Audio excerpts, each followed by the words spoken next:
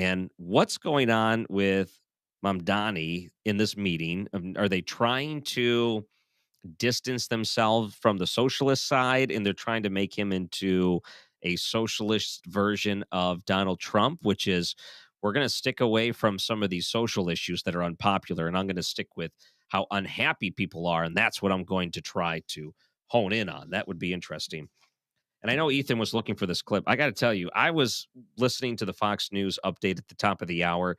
Did Donald Trump call the head of the Fed, Jerome Powell, a knucklehead? I have to hear that in its full context. I just heard Fox News play that little bit, and it caught me so off guard. I had to laugh, so I need to Do hear you that in have its full context. plans, or if you're back considering firing Jerome Powell, and what's your justification if you're thinking about this to do He's this? too late. He's always been too late, hence his nickname, Too Late.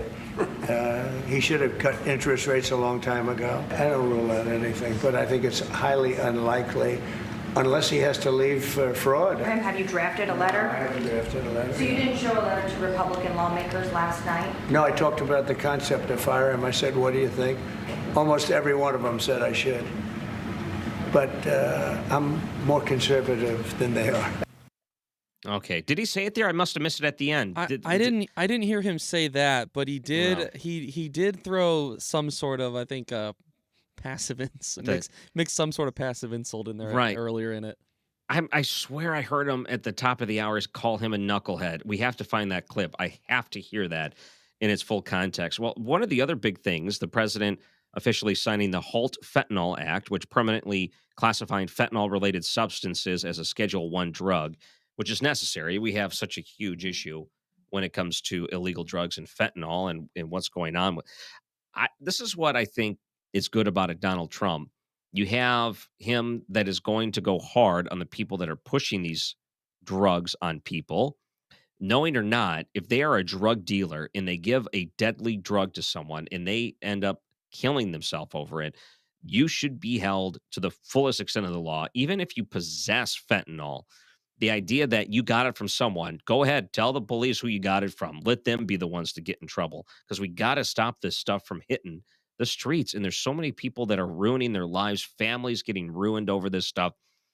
It's not a viable strategy for Democrats to say the only thing you need to do is arm yourself with some of this nasal spray, this Narcan, naloxone, or whatever it's called. Just keep the nasal spray at arm's length. So if you see someone overdosing, just give them a little touch in the nose, and it'll bring them back from the dead. That's their solution to this. We're not going to go after the dealers hard. What we're going to do is treat the people that are getting abused by these dealers that are putting all this fentanyl into the systems of all these drug addicts. It's terrible. And in some cases, even the drug companies are the ones getting busted for this, these opioid epidemic. And that's why you see a lot of these drug companies paying out massive settlements to states because they have to undo the amount of harm that they put on people. So we need to take care of that too. A couple of things I want to get to because I know we're going to talk more about the New York City race for mayor there and Mamdani meeting in the next segment, which I think is going to be a good one. I wanted to talk a little two things. Well, I saw this one thing. Do I want to do this now? No, let's do this real quick. Hey, before that, we found the knucklehead clip. I think. Oh, I gotta hear it. Can you play it? Okay, yeah, here we go. Okay. President Trump says it's highly unlikely he fires Fed Chairman Jerome Powell before his term ends next year. He's a knucklehead.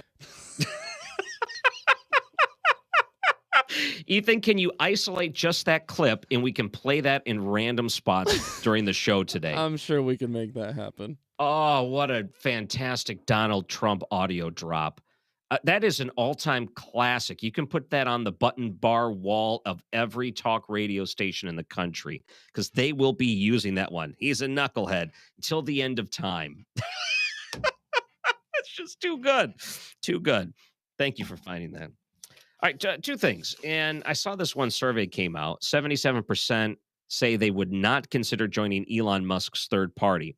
Most American voters say they would not consider joining an Elon Musk-founded third party, according to the poll. Earlier this month, he said that he's going to form the America Party, It's a third political faction that goes against Democrats and Republicans. A big part of that is government spending and waste. Now, there was a story on that too. And it's not enough to satisfy Elon Musk, and I think it's not enough to satisfy me, but still, it's a step in the right direction as the Senate is poised to hand a $9 billion spending cut package to Donald Trump to sign. The second big legislative victory, they say, as they continue to try to drop what was supposed to be $9.4 billion, but it's now about $9 billion from the Office of Management and Budget. They have that rescission package ready to get the votes in the Senate, which is good. So some of the things that they had to bend on is they're not going to be dropping votes for, or excuse me, they're going to amend to remove cuts to the president's emergency plan for AIDS relief in the global initiative that was started by George W. Bush. And they're also going to redirect some money to some public broadcasting entities in South Dakota. So, you know, as far as Elon Musk is concerned, he's 100% right. We are overspending and we need to find ways to spend less. In fact, we need to go in the opposite direction and we need to cut out the things that we shouldn't be spending money on to begin with. And he would know best. He spent all that time with his staff going through all the different ways that we are abusing our spending powers and giving recommendations on how we can drop some of that. And I don't know how many more further rescission packages there's going to be, but keep them rolling. 9 billion should just be the start, the baby step in the right direction. Another thing I saw is that RFK Jr. perhaps is gearing up for a run for the White House. This one was just reported not long ago. His super PAC, the Robert F. Kennedy Jr. super PAC, calling on supporters and influencers, stirring speculation that Kennedy's positioning for a run at the White House in 2028. This one kind of took me by surprise because when I thought about the different Republican members that may want to run for their party's nomination in the next election, normally you think, oh, JD Vance, he's going to be up there. That's going to be a big one. Marco Rubio, possibly. You kind of run down the list and like, who could possibly be there? I got to tell you, I should have thought about Robert F. Kennedy Jr. He was just out of sight, out of mind for me. I thought maybe he's content making America healthy again, but maybe not. So that'll be an interesting thing, and I'm sure we'll talk about it more during the course of the show today, too. Two things I want to talk about. One other thing at the start of the show, because there's so much going on. And Representative Jason Smith here from Missouri was talking about the cuts to NPR funding, which I think a lot of people are in support of, myself included. Can we play clip number 13 where he discusses this? If we have We that have available. been raising this red flag in Congress for a long time, and Congress has not acted. Sometimes you got to shake up things in order to get some accomplishments and wins on the board, and that's in fact what we're going to do here. Yeah. And got to cut NPR funding. So biased, some of the things that he was saying there. And I got to say this too about NPR funding. I think about this as a broadcaster, and this is one of the angles I really don't hear all that often, but it's one of the main reasons why I think it would be necessary for it to happen. I think about myself as a broadcaster and the different radio stations I've worked for. We're a commercial radio station, and we do the best we can with the resources that are available to us. And in our industry in radio, we've seen so many different people get fired. I'm myself one of them. I've been fired. And you think about it, you're like, man, there's all these good people that lost their jobs because commercial radio is not in a good spot right now. It's very difficult to continue to get the same revenue or more or keep up with the pace when people are cutting back. And all of a sudden, your competitor, if it's an NPR station, is getting money from the government. And you find out, like, I was shocked to learn the NPR station in St. Louis, and I can't remember what it's called, but they would have like an hour daily news show, and they would have like 5-6 people working on the show producer wise. And I'm thinking to myself, you got to be kidding me. If you're accepting money, NPR or PBS, and you're putting on 1 hour shows at a time, highly produced, and you got 5 or 6 producers working on a 1 hour show, you're telling me that you can't afford to do what every other commercial radio station in the history of commercial radio has done, which is scale back to your means. And then if you want to be able to justify spending more, you go and do it the way you've always done it. You ask for support from the community. And if they believe in you, the way you think they believe in you, then you should be able to get that money to justify these large staffs and these giant salaries that they pay them. It is way over the top. And why should they have that advantage when all everyone else in commercial radio around them who is still competing with them have to continue to fire people to keep up? Why should they get government money and be able to continue with this path? I think it's ridiculous. It's an unfair advantage that they have. In fact, it should be leveled. So I think we're going to find ourselves discussing this over the course, too, of the show. I'm Ryan Recker, filling in. If you want to find me online, at Ryan Recker. Josh Hammer's joining us, Newsweek senior editor at large, host of the Josh Hammer Show, which you hear weekends here on 97.1. I want to talk to him about this meeting that Mamdani had with Democratic lawmakers in New York. I also want to talk about the Epstein files with him. Coming up after the break, don't go anywhere, 97.1 FM Talk. Traffic from the 97.1 FM Talk Traffic Center. Good afternoon. I'll tell you what, not a bad commute at this hour. Westbound 70 is in great shape in the city. It's a little bit slow by Bryan Road, just some moderate volume. 6440. We've got some volume, just moderate at Clayton Skinker, a little bit at Lindbergh, but some slow-moving traffic. It's lined up, approaching Lake St. Louis Boulevard out through the 70 split. And southbound 270, slow pockets of moderate volume from Page down through Doherty Ferry. Other than that, we're good. This report brought to you by Lakeside Renovation and Design. For over 25 years, they've been St. Louis's trusted choice for transforming homes inside and out. From windows and siding to kitchens, baths, and outdoor spaces, they deliver quality craftsmanship backed by lifetime warranties. Visit lakesiderd.com to start your dream project today. I'm Sue Thomas with traffic on 97.1 FM Talk. I had a technician from Zero Res at my home over the weekend. It probably wasn't the smartest thing to do, and here's why. Because I got the puppy, we got puppy accidents, but I'm trying to keep him off the carpet. So I depend on Zero Res. I really have for more than a decade. Maybe at a graduation party, a 4th of July barbecue where the carpet's not looking very good, or just haven't done it in a while. And look, the bottom line is, and you can, the text can show you this, vacuuming is not sufficient. I only had him do part of my carpeting, and then I said, but you better do the stairs that go to downstairs because you can just tell that they're kind of gross. So look, here's the other thing. The floors were dried so quickly, and by that night, they smelled great. Vacuuming is not going to handle it. You need to do the carpets. They can do the tile, the rugs, upholstery, and the air ducts. And here's the special for this month. 3 rooms of carpet cleaned plus $50 off air duct surfaces. So if you get 3 rooms of carpet cleaned, get 1 free. It's a buy 3, get 1, if you will. $50 off air duct services this month when you mention my name or 97.1 FM Talk. Call 474-2020 or online, zeroresstl.com. Don't get lulled into believing the IRS is getting soft. It's just the opposite. Hi, this is Lance Story with the Lance Story Law Firm. We are being told by IRS collection officers that their higher-ups are demanding that they get more aggressive than ever. So don't ignore them any longer. Level up. If you have unfiled returns, unpaid taxes, levies, or liens, call the Lance Story Law Firm today and let us get between you and the IRS. We'll protect your rights, including your right to appeal or even your right to take the IRS to tax court. Remember, IRS problems are legal problems, and they need to be handled by an expert attorney team who's done it for decades. So call the Lance Story Law Firm today. We're local. Our office is right here in St. Louis, or visit Lance, DRURY, law.com to schedule your free consultation with your local tax resolution law firm, the Lance Story Law Firm, 314-260-6120. The choice of a lawyer is an important decision and should not be based solely upon advertisements. Getting a new roof is serious business, and you want to make sure you're working with someone you can trust. Mark Cox here for Correll Roofing Company. My friend Curtis Correll is a lifetime St. Louisan. He's a local business owner, and he's running crews with over 20 years of experience.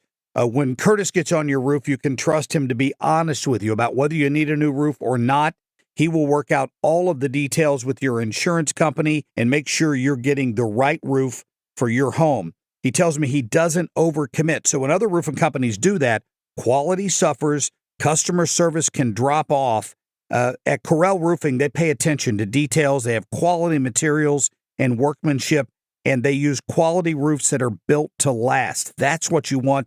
They can also help you out with luxury line roofing like metal roofs and architectural shingles. Call 314-222-9529. That's 222-9529. or Corel Roofing Co. on Facebook. From politics to pop culture, Reardon breaks it all down. 97.1 FM Talk, St. Louis Conservative.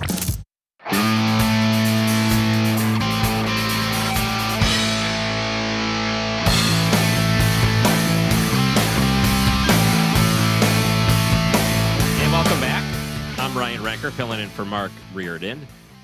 Oh boy, joining us now is Newsweek senior editor at large, also host of the Josh Hammer Show. You hear it weekends here on 97.1 FM Talk. Josh Hammer, hello, sir. Hey, it's great to be with you. I appreciate it as always. I have to say that Fox News at the top of the hour gave us perhaps one of the best Donald Trump clips I've heard in a long time. I don't know if you heard it, but I'd like to play it for you. As someone in radio, I think you'll truly appreciate this Donald Trump drop. He's a knucklehead. Perfect, isn't it? That's all you need. Donald Trump calling someone a knucklehead is all you need for a talk show anymore. Look, he's known for this. He's definitely known for these wonderful nicknames. That is pretty much undeniable at this point, I would say. Oh yeah, but it's almost like a gift that keeps on giving. It seems like anytime there's a press conference, you can pull something new from it. That's like old school Trump back in the first term. He used to give that. You don't get as many this time around. So I wanted to talk to you about this meeting of Mamdani in New York. And it sounds like Democratic lawmakers who are meeting with him are trying to find ways to support him, meaning they want to give him conditional support. So they're trying to find ways for him to back down a little bit on his super socialist views in order to make it work based on their worldview. Is that what it sounds like? Look, the Democrats in New York City are somewhat between a rock and a hard place, right? Especially the old guard. I saw Jerry Nadler, who is considered to be the dean, the elder statesman of the New York City congressional contingent. He was quick out of the gate to throw his full weight and support for Zohran Mamdani before we knew really anything whatsoever about the state of the Andrew Cuomo and or Eric Adams races. But this has been the song and dance that I think a lot of Democrats who are still even kind of, sort of, maybe somewhat sane have been trying to pull off for a very long time now. And this has been going on for at least a decade. I think back actually to the Iran nuclear deal and Chuck Schumer, another one of these New York Democrats. Chuck Schumer was under a lot of pressure. You know, Chuck Schumer, he used to go campaign in very Jewish parts of New York City, Brooklyn, which is where he's from and so forth there. And he would try to tell his constituents that he was running to be what in Hebrew we would say the shomer, which is the guardian of Israel. And he was trying to say this was actually his name, Schumer. I'm not sure that's true, honestly. It might just be a German name. But anyway, he was under a lot of pressure to oppose Barack Obama's nuclear deal, is the point I'm making. And he did so at the very last second when he knew darn well that it was too late to make a difference. So this is kind of the song and dance that a lot of these so-called centrist, moderate Democrats have been doing for a long time now, but it's become somewhat of an unstoppable, inexorable force because the natural direction of the Democratic Party is just trending in such an aggressively left-wing direction. I don't see this ship turning around anytime soon. And frankly, as a conservative who wishes the Democratic Party nothing but pain and punishment, I'm not necessarily overly upset about that, I suppose. Well, let me read this line from Politico. It says, as Democrats search for a winning message and campaign strategy heading into the 2026 midterms, some in the party have pointed to Mamdani's campaign and its social media virility, as evidence they need to focus more on cost of living issues rather than hot button culture war issues. So focusing on cost of living issues, it sounds like they may start learn some of the mistakes from this past election, and they're going to try to remedy that through a socialist, which kind of is laughable. Look, I mean, calling this guy a socialist, Mamdani, is, if anything, overly generous, right? I mean, this is a guy who, if you go to his social media history, if you do an advanced search on X, Twitter, whatever we're calling it these days, you will find him literally citing the Communist Manifesto. I mean, he actually has quotes of Karl Marx, some of his most infamous lines, for every man according to his abilities, according to his needs. He's a communist. He is an actual student, disciple, acolyte of communism. And you kind of throw that in with his very, very pro-Islam, pro-Muslim stance, while simultaneously being deeply anti-Israel, probably outright anti-Semitic. I'm sure he's no great fan of Christianity either, to put it clearly. When you combine these things, with his communism with his stance on the religious issue, I think what you see is a single person who encapsulates what many of us have referred to over the years as this red-green alliance. This alliance between the Marxists, the communists, and the Islamists, who really have nothing in common whatsoever other than a mutual desire to overthrow Western civilization and the biblical origins of Western civilization. So he's kind of a one-man wrecking ball in that respect, the best encapsulation of that red-green alliance that we've seen in America, at least since Linda Sarsour was the leader of the Women's March back in 2017, give or take. And he's a total atrocity. As someone who grew up in the New York area, most of my relatives still live there. I can tell you firsthand, everyone is terrified of the possibility that he might win. But unfortunately, if I had to guess, I think he's probably going to win. To be honest with you. Wow. Okay. Let's move on for the sake of time. But the Epstein file story, is it going to end with denying there's a list, or do you think this is going to further down the line and perhaps we're going to see something that resembles a list in the future? I think that this story is going to die sooner rather than later. I have been saying this basically since day one. I frankly can't believe that we're still talking about it, right? And that everyone's still talking about it, for that matter, a week and a half after the DOJ and FBI put out that announcement. Now, I'm not defending the administration's handling of this necessarily. There have been obvious, very serious errors that have been made. Quite simply simply put, trying to reconcile Pam Bondi's statements on Fox News back in February with what the DOJ just put out. It's a very, very difficult circle to square, and I think that people are rightfully upset.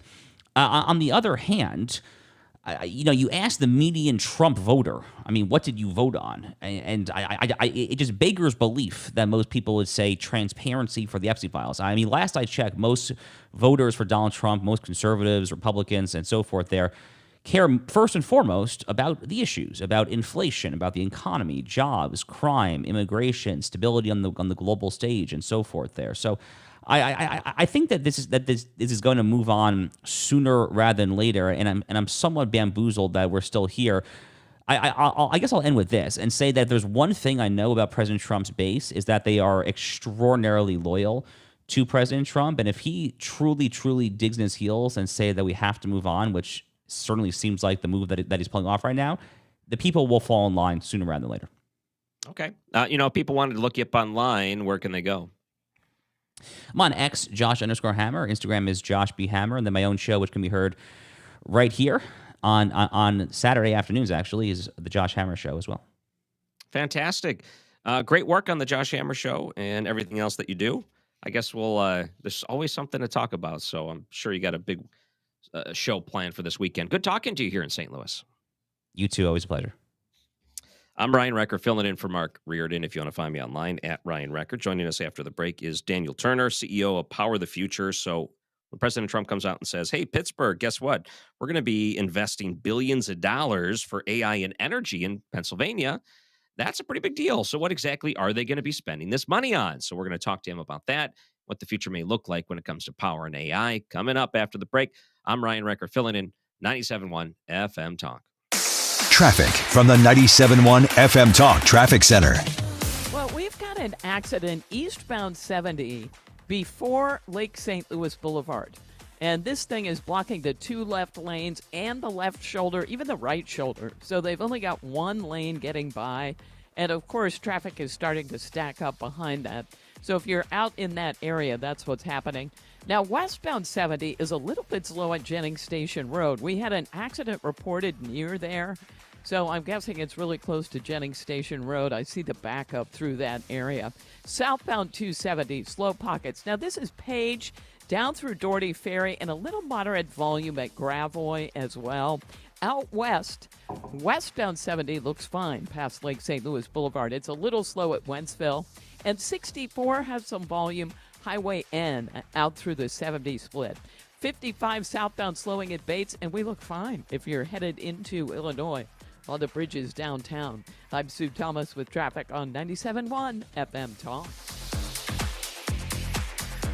Hey, I had a great conversation with Neil Gelman of the Gelman team last week. We were kind of going over the St. Louis market, where it is right now. There's some positives. Certainly, if you're a seller, you can get top dollar. If you are a buyer, you're going to find good opportunities out there. They also have a great tool that's available all the time on their website. If you go to thegelmanteam.com, you'll see a tool that says, how much is your home really worth, like right now, if you press go. And if you want to press go, they'll take care of you at the Gelman team. If you don't, you just want that number, they're not going to sell your information or anything like that. If you need to sell your home, it's a challenging market. It's very unique. We don't even know when it's going to change again, just because of rates being relatively stable, and they're not going down to where a lot of us are when we locked in at 3%. So there's challenges, but you have good news. You have experts on your side. So go to thegelmanteam.com, or you can always call them if you need to get a hold of them. Tell them that you heard about it here on 97.1 FM Talk, 314-336-1991. They do great work here in St. Louis. The Gelman team with eXp Realty, online at thegelmanteam.com. This station is now conducting a test of the emergency alert system.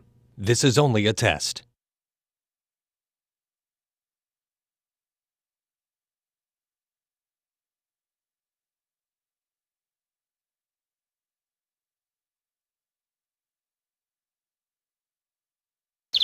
Summertime. It's all about soaking up the sun, throwing back cold ones, and Little Big Town Live. Summer Tour 25. Friday, July 25th, Hollywood Casino Amphitheater. With special guests, Carly Pierce and Carter Fake. Tickets on sale now at LiveNation.com. Making waves and catching rays all summer. Don't miss Little Big Town. Surprise! Surprise! You know, surprise parties, they can be fun, right? Well, financial surprises, not so much, especially when you're retired, like finding out you owe more in taxes than you thought you would, or having to go back to work to make ends meet. Maybe you think you'll be okay, but why not double check just to be sure? Call Marvin Mitchell at Compass Retirement Solutions and schedule a retirement double check. Marvin and his team have been helping families plan for retirement for more than 15 years. Call 314-373-1598 to schedule your retirement double check with Marvin Mitchell at Compass Retirement Solutions. That's 314-373-1598. Don't let a financial surprise derail your retirement dreams. Give Marvin and the team a call, 314-373-1598. Firm offers insurance services, investments, and services offered through Compass Retirement Group, a registered investment advisory in Missouri and in Illinois. It's time for a $98 AC tune-up. 3:31 is the time. This time check sponsored by Jerry Kelly Heating and Air Conditioning. Still leading 97.1 FM Talk. St. Louis Conservative.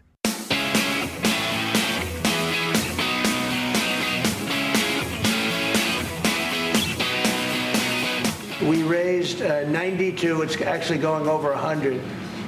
So it'll be over $100 billion to be invested in Pennsylvania. It was Pennsylvania Energy Project. And we had, everybody was there. Larry Fink was there. I mean, everybody was there and done a great job. The senator did a great job. All right, the president is announcing $100 billion plus that'll come from private sector investments into Pennsylvania, saying that AI will be leading as an industrial powerhouse to compete with China. But we need to put the money into it first. Joining us now is Daniel Turner, CEO of Power the Future. Hello, Daniel. How are you? Hey, Ryan. Great to be on with you. Thank you. So $100 billion, where does that put the United States versus China, let's say, who has unlimited resources that they steal from the people in order to try to, I guess, steal intellectual property from the United States too. So where does that put the United States versus a country like China? Well, if you're in the AI world, you would much rather operate in America because you don't want your intellectual property stolen, right? You don't want all of your data, your information. This is sensitive stuff, these codes, all of this AI infrastructure. So they would prefer not to operate in China. But at the end of the day, you have to go where there's reliable, dependable, affordable energy. And so a lot of countries are going to make overtures to try to win them because, look, you can build a database anywhere, right? I think probably the most attractive place to put these data centers for AI is in Alaska because you don't need to commute, right? You don't have to worry about weather. You don't have to worry about snow stopping you. Once they're operational, they don't really need a staff. So they shouldn't necessarily be in metropolitan hotspots, but they are going to go where they can get reliable, affordable energy. So kudos to Pennsylvania for making huge overtures to try to bring them to their state. Yeah, and it worked. And so part of the larger, grander strategy of the United States is to be leaders in artificial intelligence. And what would that even look like? What does the United States have to gain from leading the world in AI? Yeah, that's a great question. We're at the very beginning of the AI revolution, the way those of us who are of a certain age may remember the late 80s into the early 90s when we were beginning the tech revolution and the internet, right? There's that famous video of Katie Couric saying, "What is the internet?" Right? People didn't know what it was. And that almost seems laughable at this point. It is laughable, right? We joke about it. But that's where we are in AI. And I think the industry itself knows what it can do. Really all AI is tremendous amount of computing power, but condensed down to nanoseconds. So when you look at something as complicated as, hey, let's map the human genome and see if we can find where cancer resides, you can do that with 1,000 scientists poring over hundreds of thousands of pages of documents. It's going to cost you a lot of money, and it's going to cost you a lot of time. Or you can write the code and have AI do that in a fraction of time and money. And if you are able to do that, look at the advances you're able to make in medicine, in cancer research. I want America to lead that charge, right? I don't want China to lead that charge. Of course, there are scary implications for AI. It's not all rainbows and sunshines, and it can be used for nefarious purposes. But whatever it is used for, I think we would be better off as a world if those origins have their foundation here in America and not in a rogue communist regime like China. Yep. CEO of Power the Future, Daniel Turner, joining us. So when I think Pennsylvania, I think coal. I think coal. But it seems like these big tech companies that are trying to lead their own AI revolution, they're moving to nuclear. They're finding like abandoned sites. They're going to bring them back to life and power it themselves as opposed to trying to bring power off the grid. So what does powering AI look like? Is it just building smaller nuclear facilities for it? Yeah, absolutely. It's lots of that. It's definitely reliable nuclear. It's reliable coal. It's reliable natural gas. It's reliable baseload. And, it is not surprising that when Microsoft announced they were opening up Reactor 2 at 3 Mile Island, they chose nuclear power for Microsoft's AI. They did not choose to build a wind farm or a solar farm. They wanted reliable, cheap nuclear. So it's kind of interesting. Like tech companies, they want wind and solar for the rest of us. But when it comes to their profits, they want what works. And that's why they're choosing Pennsylvania, because it has coal, it has natural gas, and it has potential for more nuclear as well. You know what? I think that point needs to be said again. When you have these certain industries that are pushing incentives onto people to try to get them to solar, to get them to wind, things like that, and they took advantage of some very generous government grants and opportunities to do so. Even after all of that, it seems like it wasn't enough to power massive amount of people that would be necessary for it to be sustainable, let alone in even one company's worth of consumption when it comes to the technological advances that are necessary. There is some hypocrisy there, and I think it's probably a good thing that we're cutting down some of these different incentives for things that have, not actually paid off in the long run. Or do you think that maybe some of these incentives need to continue for the clean energy? Oh God, no. Let these companies will do best if they are forced to compete in the free market. No one incentivized the oil and gas industry. No one subsidizes the coal industry. In fact, these industries create and put tax revenue back into the economy. And people will say, well, they get tax rebates. They can write off. But any business can do tax write-offs on capital expenditures, right? That's not the same as a subsidy. Wind and solar only exist because the government requires it by law and the government pays for it to exist. And I'm not a Keynesian. It feels like a lot of Republicans suddenly became one as they're defending these tax credits, saying, well, if we close the wind and solar tax credits, companies may shut down. Well, the government's job is not to keep companies afloat. The government's job is not to pick winners and losers. Now, I called my company Power the Future because I don't know what the future looks like, but I do know our present is a heavily dependent fossil fuel present. And if we punish ourselves now, we are not going to have a brighter future. So let's let those geniuses who want to perfect wind and solar or geothermal or thorium or blue hydrogen or all these things, let's let them figure it out. But let's us continue to rely on what works. And what works right now are fossil fuels.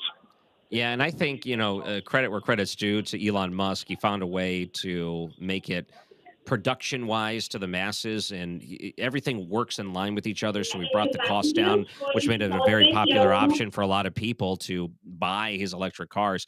But you haven't seen the same thing with his solar company side. He thought he'd be able to do the same thing with it. It hasn't really taken off. And I got to tell you that once in a while you talk to people that have installed these sort of things. It takes so long for it to pay off.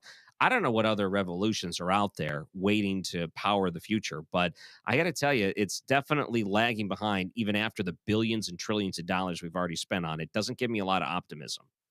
No, and you wonder what would have happened if that money was spent elsewhere, right? What if that money was spent or just not spent at all? I mean, that's the problem with the government. You don't have to always spend money. The government doesn't seem to learn that lesson. But you're absolutely right. I have a working sheep farm in rural Virginia in addition to Power the Future, and we looked at getting solar just out of pure curiosity. We looked at the rebates. We looked at what it would do for the farm. The out-of-pocket costs were so astronomical, and it took 30 years to pay them off, but solar panels only live about 12 to 18 years. And so I thought to myself, this is deeply immoral that the government is encouraging people to take out a 30-year financing on a product that they know will live at best 20 years.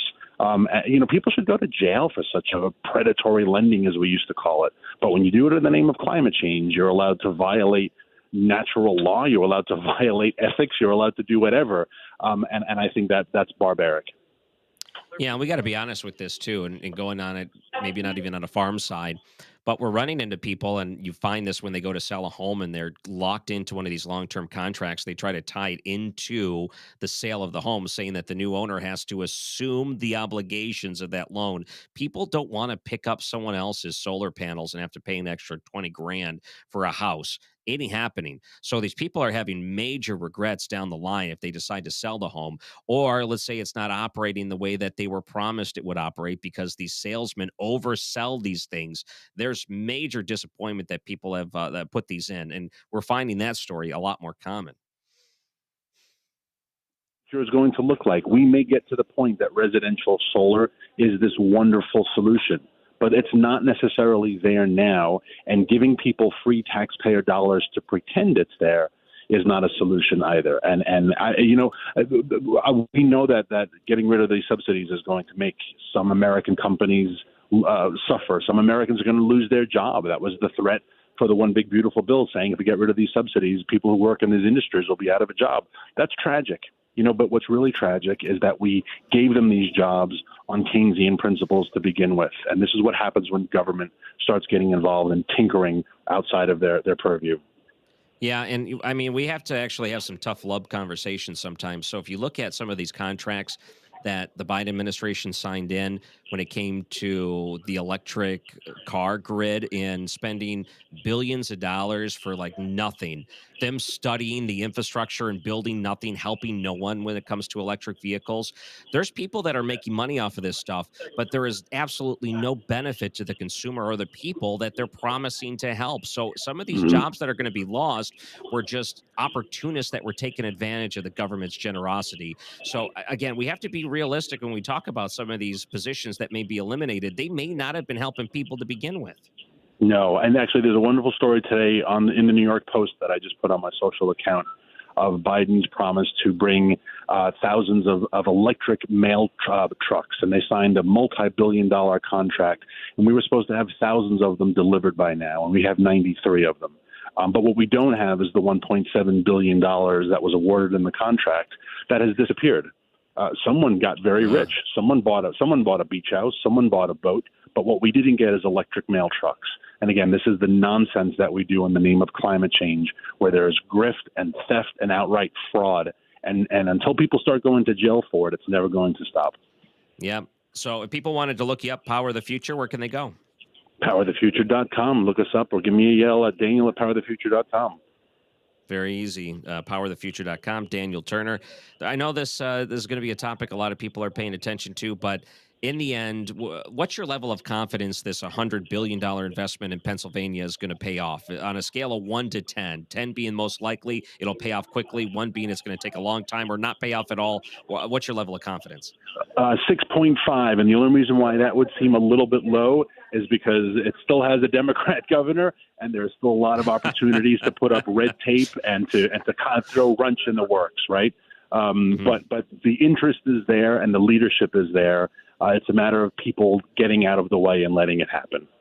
You know, I know that there is going to be red tape and there'll be people getting in the way of it, but on the counterpoint, you know he's just going to ask for more money. So he's going to probably milk this for even more private investments. So in the end, money talks, and I think that could be the beneficiary there. Daniel Turner, thank you so much for joining us. We really appreciate it. My pleasure, Ryan. Thank you. And I'm Ryan Recker, filling in for Mark Reardon. Don't go anywhere. 97.1 FM Talk. Traffic from the 97.1 FM Talk Traffic Center. There is an accident on eastbound 70 as you approach Lake St. Louis Boulevard. And they've got the left lane, the left shoulder, and the right shoulder blocked. So 2 right lanes getting by. Traffic, though, is jammed back through the 64 split. Now, we've got plenty of volume on southbound 270. It's mainly from Page down through Doherty Ferry, but northbound, there's an accident reported near Dorset, so that's causing a delay. Westbound 70, a little slow at Jennings Station Road, and past that accident out west. 64, most of the volume there is Hampton through McCausland and a little bit at Lake St. Louis Boulevard. 55, slowing at Bates, but we still look good if you're headed into Illinois. However, on Route 3, southbound Route 3 is just jammed at Monsanto Avenue. I'm Sue Thomas with traffic on 97.1 FM Talk.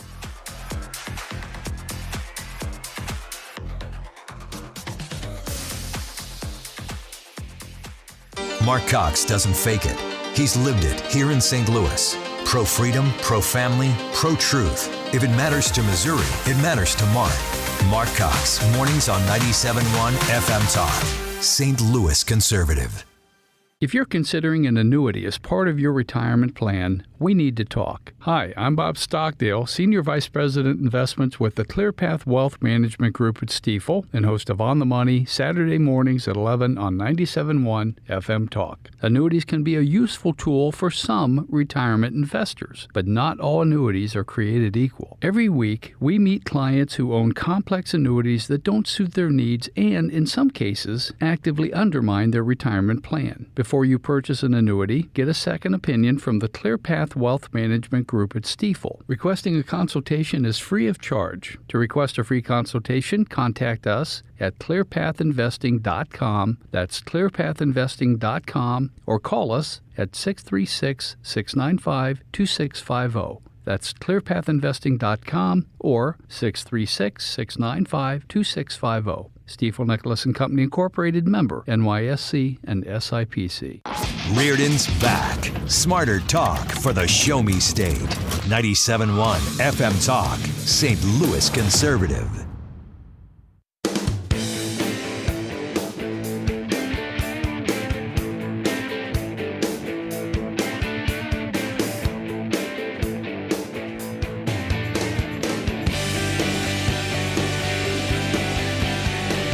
You know, producer Ethan, I don't know this song. Is this another musical selection out of your deep cuts?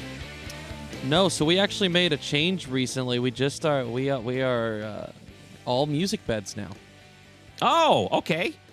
Is that for the streaming purposes, so you stop getting kicked off of YouTube? I'm sure that's one of them. I think they were just looking to mix things up also. Okay, cool. Well, thank you for all your help today. I'm going to show this to the camera, anyone that may be streaming. Look at all these audio cuts that you guys pulled today. You guys are so good at doing that. You can thank Fred, actually, for pulling all those cuts. And then James is our associate producer today. He is the one that put them all, numbered them all, and put them all down on the paper. So not far more than just me doing stuff over here. Appreciate all the help. Fred is so good. You know, if it was me, I'd just say, thank you. You're welcome. It's the reason he's a Hall of Famer. It's my wife always criticizes me for taking the credit of things we do together or she does all together. So we'll be somewhere and they'll say, "Oh, you guys did such a great job with this," and it'll be like 100% my wife did it, and I'll say, "Oh, thank you very much. I know that's very nice." It's the group Uh, project, right? When yeah. you get credit for it and you get a good grade, but you did nothing.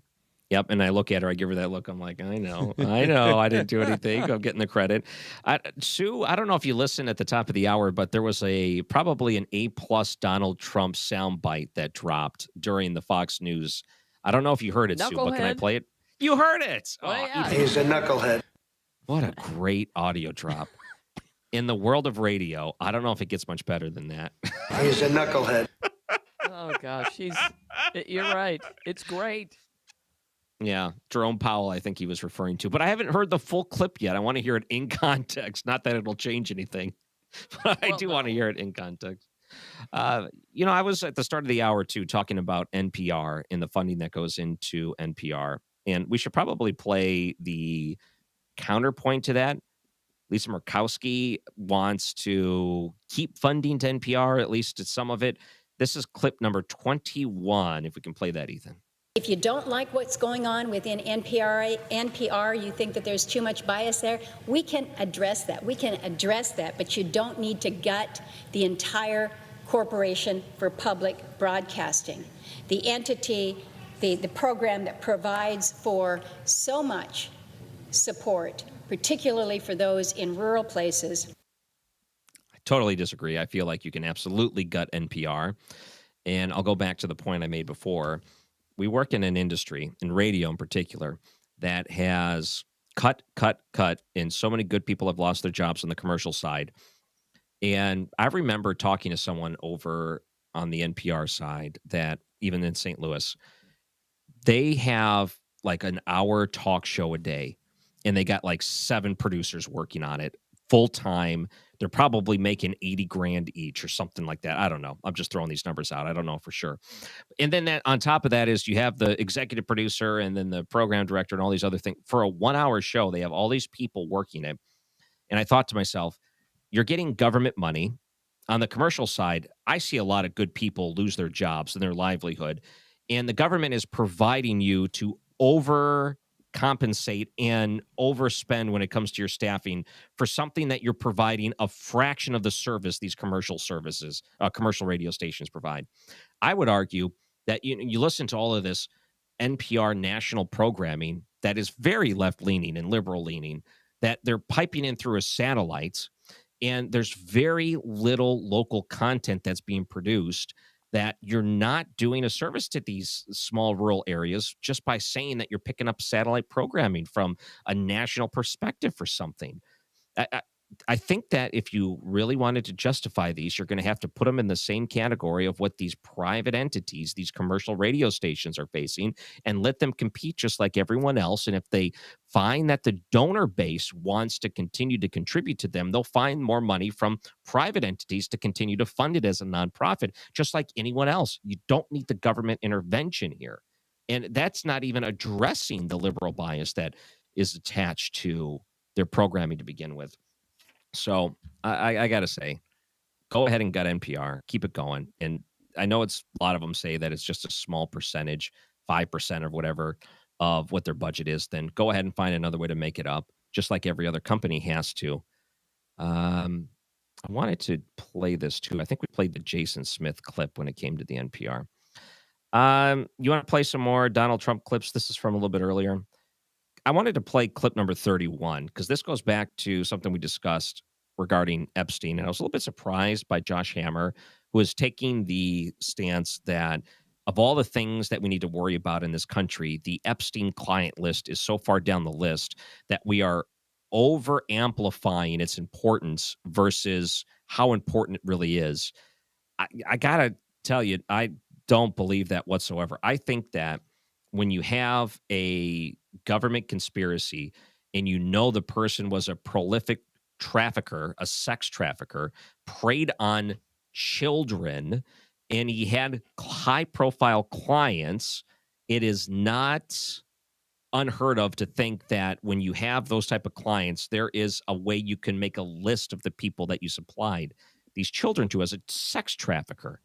And the fact that they will not put something together for us to see what they based their evidence on is ridiculous. So it may not be something that is going to impact inflation, which is going to be a much bigger problem down the line. It's not going to address our national debt. But to say that don't worry about it is totally tone deaf and totally against what the people voted for. They wanted this transparency. Let's see. This was clip number 31 from Donald Trump, if we can play this. Some lunatic around the desk had a policy. Whoever operated the auto pen had a policy, which is, by the way, I think the biggest scandal. That's the scandal they should be talking about, not Jeffrey Epstein. The scandal you should be talking about is the auto pen, because I think it's the biggest scandal, one of them in American history. Yeah, that could absolutely be true. No, that's true. What I don't like is the stance that don't worry about it, it doesn't exist. You know, do you remember, Ethan, the Dave Chappelle classic stand-up he did on Saturday Night Live? This is during the first Trump presidency. Do you remember him talking about how a star was born when it came to Donald Trump? Do you remember that one? I don't think I do off the top of my head. Fantastic. And the backstory is great because he was hosting SNL, controversial. Dave Chappelle, one of the best comedians of all time. Love him. And you remember that, Sue? I'm just happy to always hear Dave Chappelle, but go ahead. Yeah. Well, he goes in there, and the funny thing is they do a dress rehearsal. He does his stand-up that's completely different because he knows if he performs what he really wanted to perform, they wouldn't let him do that stand-up as part of the monologue. So Dave Chappelle goes in there and talks about Donald Trump when he was debating Hillary Clinton. And Hillary Clinton going on and talking about how all of your rich friends, Donald Trump, this and that. And essentially, I'm going to be fast-forwarding this. You have to go back and watch it for yourself. But Donald Trump said, that is not true. He's like, you know what? The reason why you're against this is because all these people that gave you money are also taking advantage of the same tax breaks that I take advantage of. And you won't cut it because you know you'd lose all of your donor base. And so Dave Chappelle brings it up as a matter of fact, here's what's really going on. You're lying to people to say you're going after rich people because you know it's going to be hurting the people that support you the most. And Donald Trump said, I know because I take advantage of it because it's the law and you had your chance to change it. You didn't. So we know what side you're on. And Dave Chappelle goes and lays it all out and it makes so much sense. And he says, that's when I knew a star was born because I was watching it and I said, no, what he said is right. Not what Hillary Clinton was saying was right. I think the moment we're having right now is when we're watching this on the stage and you're pointing at it and Donald Trump is up there saying, there's no list. Don't worry about it. Don't look at the man behind the curtain. We're saying, no, he's not right. The other people are right here. They're having that wake-up moment. A lot of people had on Hillary Clinton is the way Dave Chappelle described it. Now they're having that moment on Donald Trump right now, and that should really scare him because now he's on the wrong side of this conspiracy, that it's not so much a conspiracy when you think that if there were clients, then there's a list. If you're saying there's no list, then you're trying to say there's no clients, which we totally do not believe. It's worth revisiting that. I would say maybe do some homework tonight, Ethan. I know I've listened to a little bit of the Andy Fry show. You're not one to do homework, but I would say you probably should still do it. And Sue, for your own entertainment, if you want to go back and listen to that monologue, it's one of the best Saturday Night Live monologues of all time. It's the only time I would ever endorse watching a Saturday Night Live clip on YouTube. I hear that. All right, coming up after the break, we're going to talk a little bit more, but of course, Sue's News is one of my favorite segments. We're going to get to that coming up on 97.1 FM Talk. Traffic from the 97.1 FM Talk Traffic Center. Watch out for an accident eastbound 70 approaching Lake St. Louis Boulevard. They've got the left lane, the left shoulder, and the right shoulder blocked, which leaves the two right lanes getting by. I should probably just say that. And we have a jam that goes back past the 64 split. Now, 6440, that's a slow go. Kings Highway out through McCausland, but it's mainly moderate volume. And that's Highway N out through the 70 split as well. Now, southbound 270, there's volume there, and it's the usual. So that's Page down through Doherty Ferry. We've got 44 lining up at 270. And if you're headed into Illinois, we've seen some volume here in the last couple minutes. It's now moderate volume headed for and crossing the bridge. Southbound 55, a little slow at Bates. I'm Sue Thomas with traffic on 97.1 FM Talk. Your biggest choice in home restoration is, who do you trust with your home, your most valued asset? Few can match Banner Construction's experience and dedication to excellence. Banner is an elite preferred James Hardy contractor and Pella Window specialist. Restoration is a one-time opportunity to have Banner's design team show you architectural options to make your home the neighborhood showcase. Call for a free consultation, 314-569-1050. Now hiring qualified carpenters. Fox News coming up next, and then following that, we have Sue's News, Corey DeAngelis, and more coming up in hour number 2 of the Mark Reardon Show. I'm John Morgan of Morgan & Morgan. If you've been injured in a car accident, call America's largest injury law firm. For over 35 years, my mission has been to deliver more for our clients, to deliver more for you. Injured? Visit forthepeople.com for an office near you. Tony La Russa here. Has your loss of energy and weight gain thrown you a curveball in your relationship? If so, go see my friends over at Victory Men's Health. Discreet first-class professionals will help you hit those curves out of the park. VictoryMen'sHealth.com. That's VictoryMen'sHealth.com. Are you looking to hire? ZipRecruiter finds the best candidate for your job fast. Try ZipRecruiter for free at ZipRecruiter.com/free. That's ZipRecruiter.com/free. ZipRecruiter.com/free. KFTK FM Florissant from the Kaufman Townsley St. Louis's Injury Lawyers Studio. Call 314-500-5000. That's 314-500-5000. All on the free Odyssey app. On the defense, Lisa Brady, Fox News. As opponents accuse the Trump administration of profiling, cruelty, and random sweeps in mass deportation efforts, this ICE agent tells Fox, "We have our targets. We know who we're going to pick up, and we have our plan beforehand. We don't just go out there and look for anybody. We know who we're looking for." Homeland Security officials say attacks on ICE agents are up more than 800% over this time last year. The legal fight continues over Kilmar Abrego Garcia, who was mistakenly sent to his native El Salvador, then recently brought back to the U.S. to face human smuggling charges. The federal indictment accuses Abrego Garcia of smuggling hundreds of illegal immigrants across the U.S., but Garcia's defense team is questioning the validity and timing of these charges. Fox's Madison Scarpino, as a federal judge in Tennessee, hears arguments on the risk of Abrego Garcia being deported again if he's released before trial. President Trump boosting penalties for fentanyl traffickers by signing a bill into law. The HALT Fentanyl Act strikes a blow to drug dealers, traffickers, and cartels, President Trump says. We'll be getting the drug dealers, pushers, and peddlers off our street, and we will not rest until we have ended the drug overdose epidemic. The president was joined by the families of those who died from fentanyl overdoses as he signed the legislation. The legislation classifies fentanyl as a Schedule I narcotic, imposing longer sentences for fentanyl-related convictions. Congress approved the measure earlier this year with bipartisan majorities in the House and Senate. Fox's Jared Halpern at the White House. President Trump says Coca-Cola has agreed to use real cane sugar in Coke in the U.S., just posting that he's been speaking to the company about this. The Trump administration has been critical of companies using food additives in the U.S. they're not allowed to use in Europe. America is listening to Fox News. You ever try fixing your car and realize you're missing that one part? Yeah, been there. That's why eBay's my go-to. They've got millions of parts, guaranteed to fit. I'm talking brake pads for when yours have seen one too many miles of stop and go. Oil filters, because you don't mess around with your engine care. Even got this cold air intake on my watch list. I might just go for it. To keep the ride cool and your DIY streak hot. Find all the parts you need at prices you'll love. Guaranteed to fit every time. eBay. Things. People. Love. Eligible items only. Exclusions apply. Did you know you can get your prescriptions for less at your local pharmacy? You can with GoodRx. It's the free app that can save you money on your medications. Just search for your prescription, choose the pharmacy and the price that works best for you, and then show your GoodRx coupon to your pharmacist at the drop-off counter. GoodRx works at over 70,000 pharmacies, including Walmart, Rite Aid, and Walgreens, and it works whether you have insurance or not. It's easy to save. Next time you drop off your prescription, check GoodRx. To start saving today, go to GoodRx.com. GoodRx is not insurance.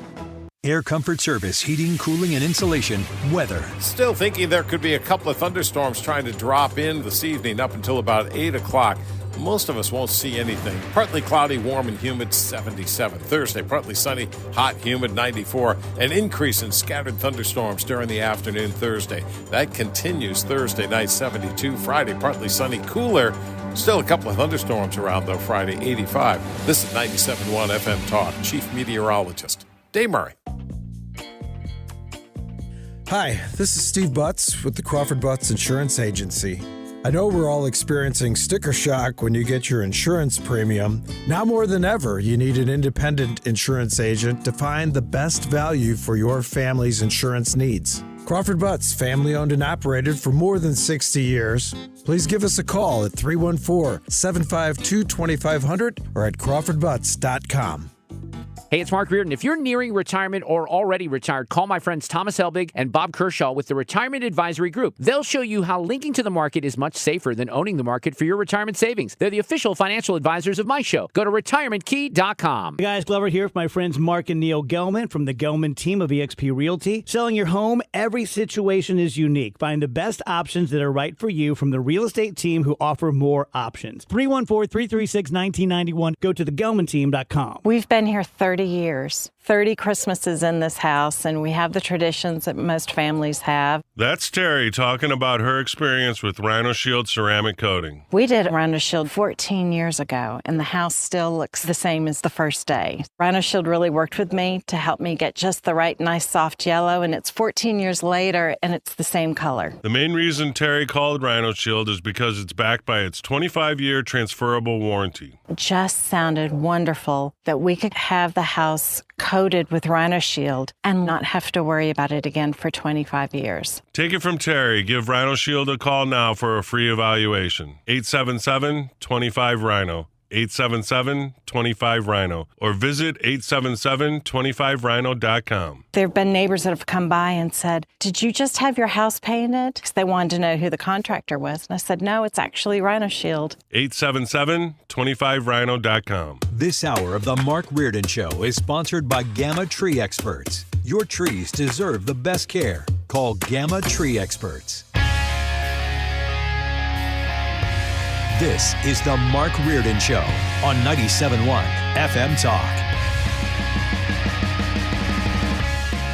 Welcome back. I'm Ryan Recker, filling in for Mark Reardon. Got a couple of days together. If you want to find me online at Ryan Recker or Ryan Recker Radio. I find that my sports watching has pretty much gone off a cliff, so things like all-star games aren't really on my radar. But Ethan and Fred, you were telling me that it was pretty exciting yesterday, the MLB All-Star Game. Yeah, I'm not a really big All-Star Game fan either for other sports, but for baseball, I just love it because I don't think the players, ease up or anything. They play just as hard in a baseball All-Star Game, unlike a football one, or hockey where you don't hit as hard. So I love to watch it. I've always loved to watch it. Try never to miss one. Enjoyed it in 2009 when it was here in St. Louis. But yeah, last night was just a surprise ending to me because I didn't even know that when a game ended or when a game went into extra innings, that they would end it in what was called a swing off. That was a new rule that was started in 2022. And I guess it was a few years earlier when a game in Milwaukee ended in a 7-7 tie. And they didn't want to go beyond 11 innings because they didn't want to waste the pitcher's arms and have that hurt them once they went back into the regular season. So I guess this was the solution they came up with in 2022, and this is the first time it's been used. Yeah, well, let me just do a quick correction. I know that they hold back on the hits in the NHL, except if you're Chris Pronger at an All-Star game. There you that go. changes some things. You're aging yourself right now, though. You're dating yourself here. It's been a while since he's been in there. Never held back. That's the type of guy that didn't mess around even at an all-star game. Remember, he checked Justin Bieber up against the wall at a charity celebrity game. I remember that. It's Pronger. Okay, but how did this game end last night? So how did it finally resolve itself? So they get into a swing off because the American League was trailing at one point 6-0, and they came back. They scored their last 2 runs in the top of the 9th inning. So, and the National League doesn't score in the bottom of the inning. So everyone's like Fred said, I thought they were going to extras as well. They announced the rules, how the home run derby swing off went. Each team picked 3 players. Those 3 players got 3 swings. They could take as many pitches as they want, 3 swings. And the swings the pitchers were like bullpen pitchers, coaches. Yes, like that batting were pitching. practice. It was like batting practice coaches. So they're just lobbing them in there, okay? Right. So it's like, okay, get your timing down, and then you got 3 swings. So the American League goes first. Brent Rooker hits 2 home runs. Stowers, what's it? Kyle Stowers? Yeah, Kyle Stowers, I think, for the Marlins goes first for the NL. He hits 1. So it's 2-1 after 1 round. And you got to think about it. I mean, you're getting 3 swings. The fact that these guys are even able to hit home runs is absolutely amazing to me. And then next, Randy Arozarena, former Cardinal Randy Arozarena went. He hit 1. Right. And then Kyle Schwarber, who is the home run king, who plays for the Philadelphia Phillies. 3 swings, and he hits home runs on the first 2. This was his last swing, the call by Joe Davis. Tied at 3. That's MVP material if he gets the third.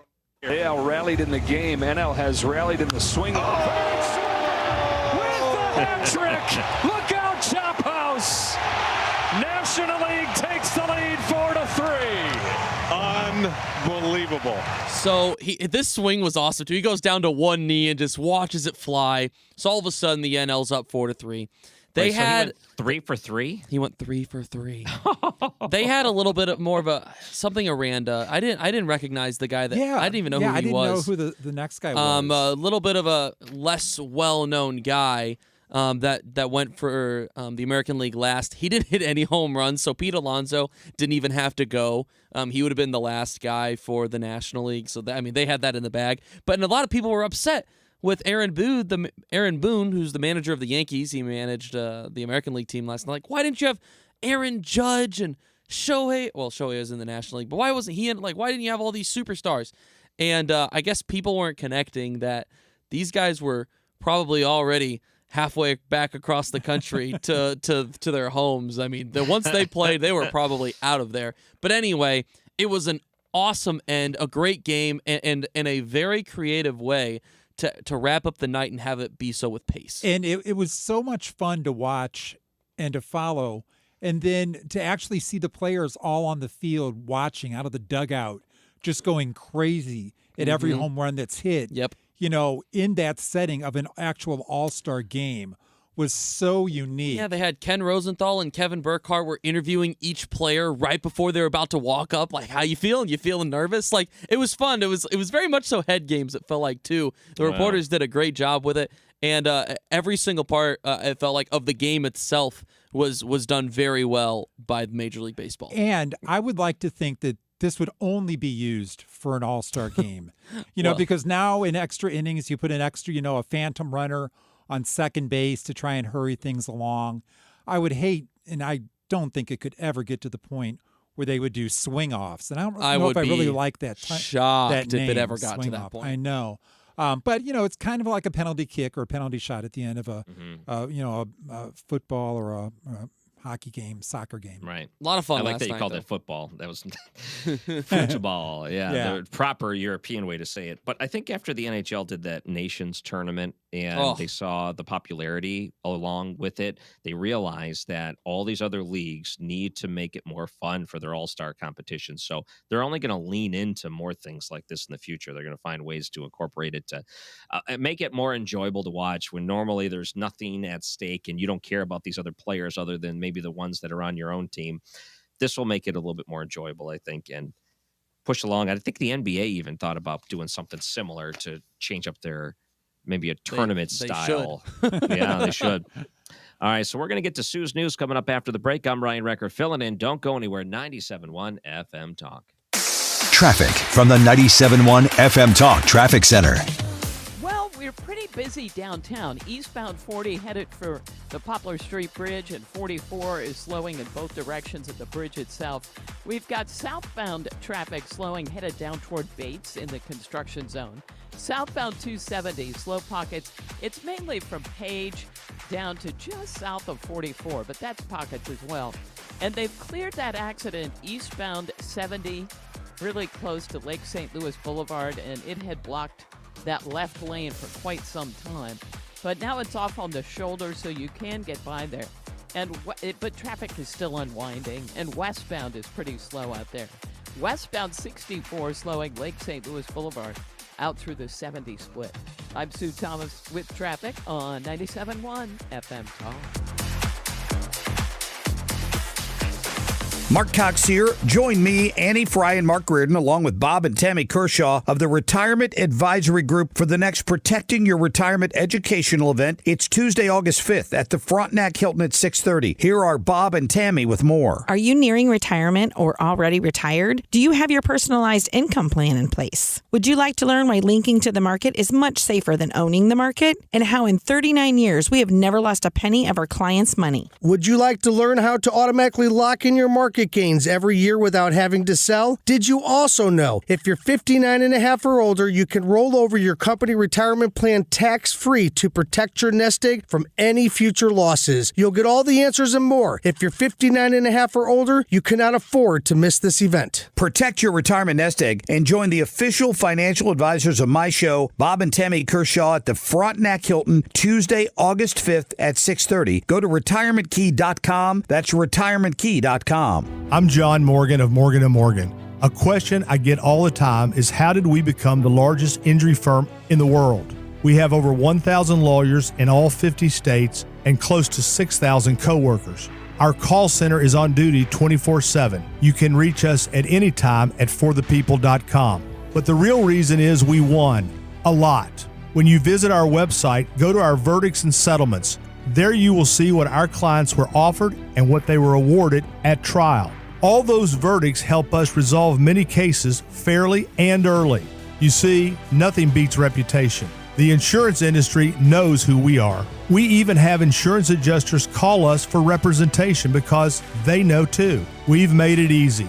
On your mobile device or computer, go to forthepeople.com and we will get busy. It's that easy. Call today. Morgan & Morgan, for the people. Injured? Dial #law or visit forthepeople.com for an office near you. Do you know about the true crimes that inspired a Bruce Springsteen album? Or the murders AC/DC was blamed for? How about Taylor Swift's Violent Stalkers? Or the suspicious deaths of Brittany Murphy and River Phoenix? These stories and more are told in the Disgraceland podcast, hosted by me, Jake Brennan, every Tuesday, where I dive deep into subjects from the dark side of music history and entertainment. So follow and listen to Disgraceland on the free Odyssey app or wherever you get your podcasts. He's not here to play nice. He's here to make you think. Mark Reardon on 97.1 FM Talk.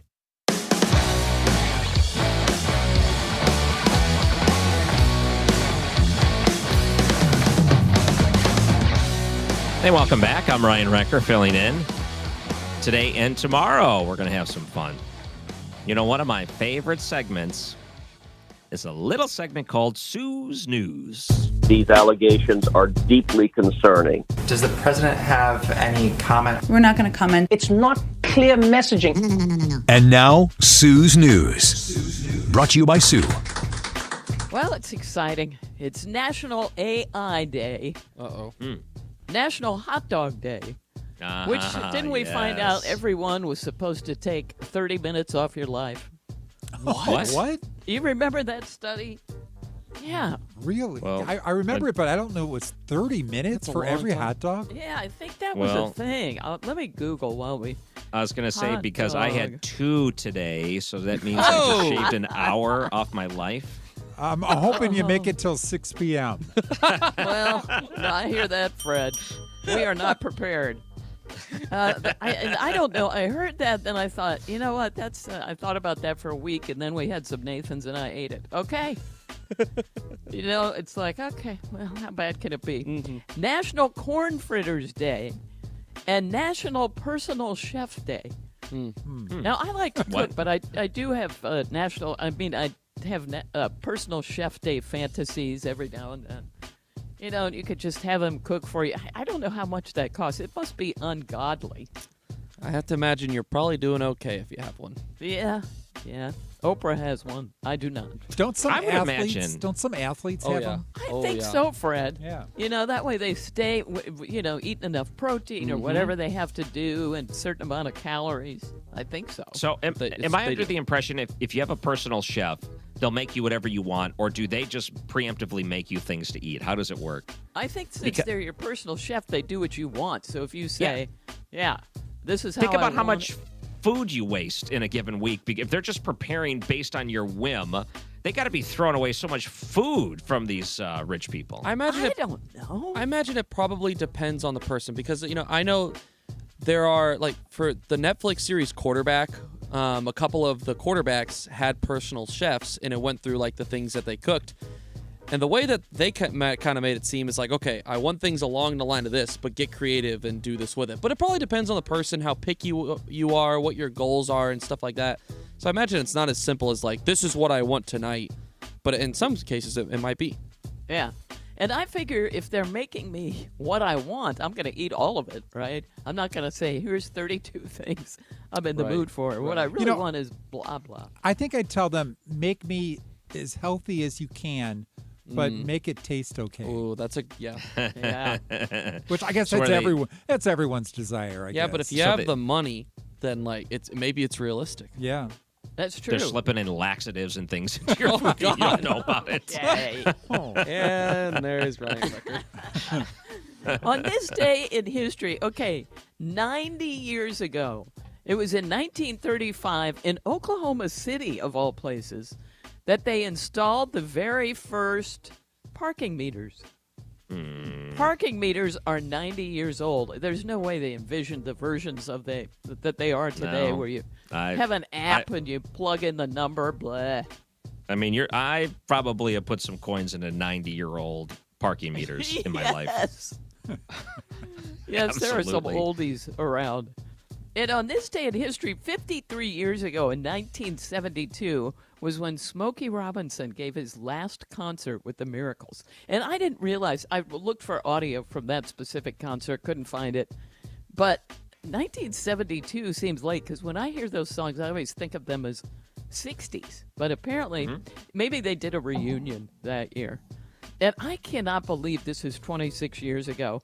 In 1999 was when JFK Jr. and his wife Carolyn and her sister Lauren Bassett died when John single-engine plane crashed into the ocean near Martha's Vineyard 26 years ago.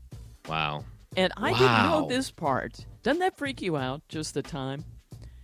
2 years ago, the Kennedy family agreed to pay the Bassetts $15 million for the loss of their daughters. I didn't know that. Wow. Was that a story?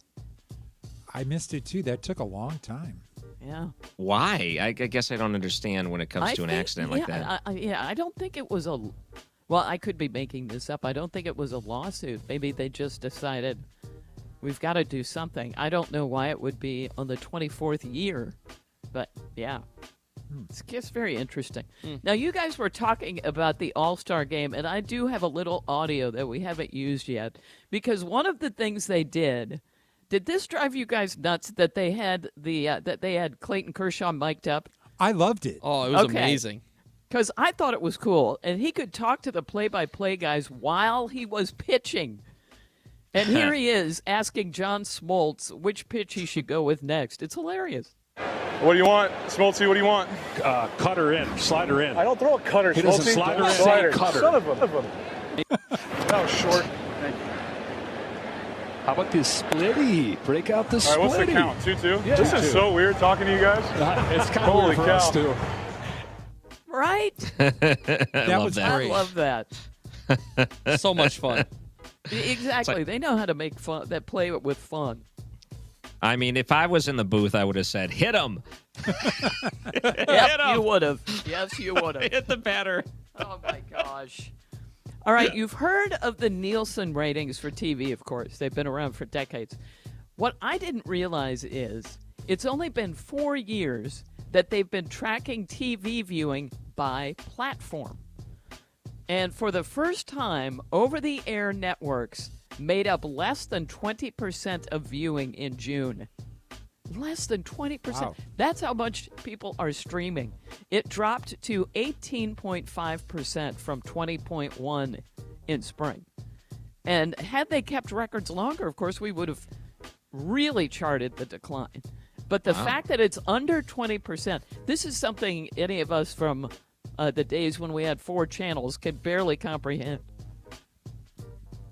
That is nuts. So, yeah, we just mainly do the streaming now. even the kids and the adults. Pretty much. That's all I do. Well, except for sports. Yeah, I mean, I sports guess is you the could stream only sports, but hanger-on. I pretty much watch sports. I mean, do you count the FanDuel as streaming now? I mean, if you I pay for the guess. streaming and use the app, I mean, it's just crowd does not like No. streaming. They are fans of the oldies.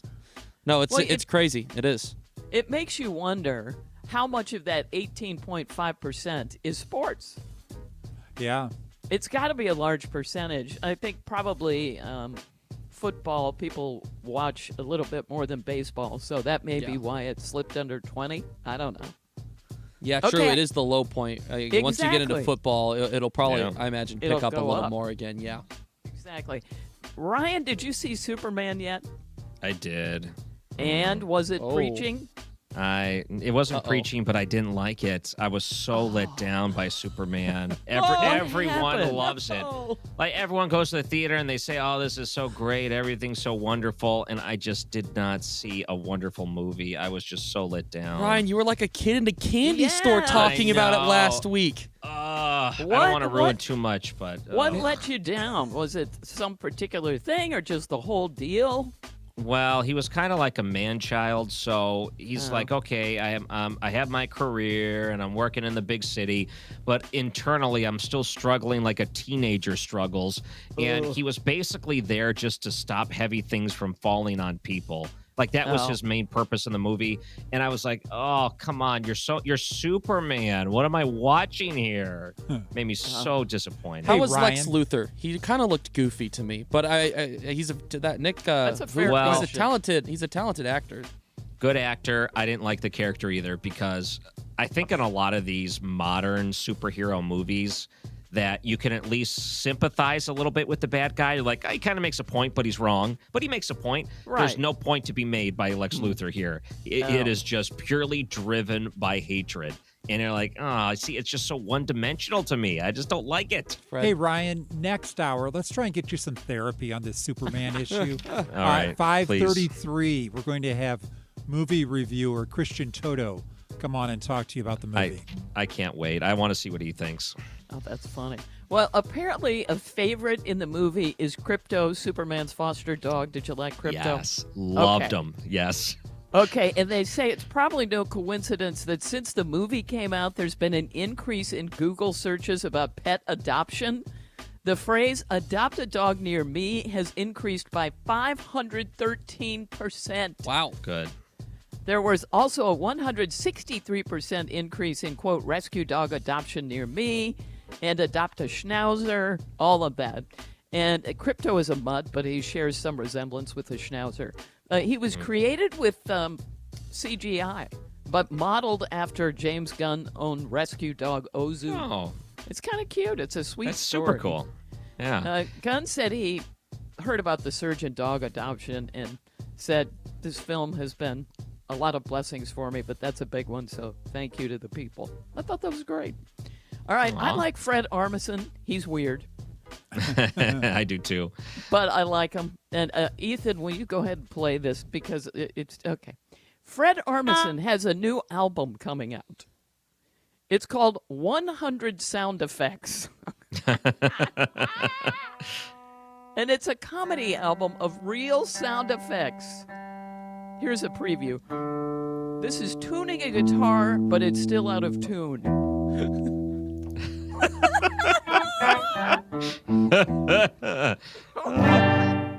That's right. If you are not with the band, And this is the sound of a bar closing after the band finishes. if you're not with the venue or the crew, please leave. We are closed. If you're not with the venue or the crew, please leave. That just kills me. Okay. I knew that Ryan would get a kick out of it as much as I did. And the album comes out September 26th. Oh, wow. You can get What? other tracks, Ryan, including Businessman on the Phone and Plane Still at Gate or Haunted House Piano. Oh my Wow. gosh, it This just is what he cracks does me up. best. Yes. Fred Armisen, that is so genius, but so artsy. And I'll listen to an album like that and just laugh the whole time. I knew you would. Finally, in Sue's News, we have today's random fact. Wi-Fi is not short for wireless fidelity. It's actually not short for anything. The people who created it just liked the name because it rhymed with hi-fi. Oh, I like the And name that's too. That's very nice. Wi-Fi. That's it for Susan Newt.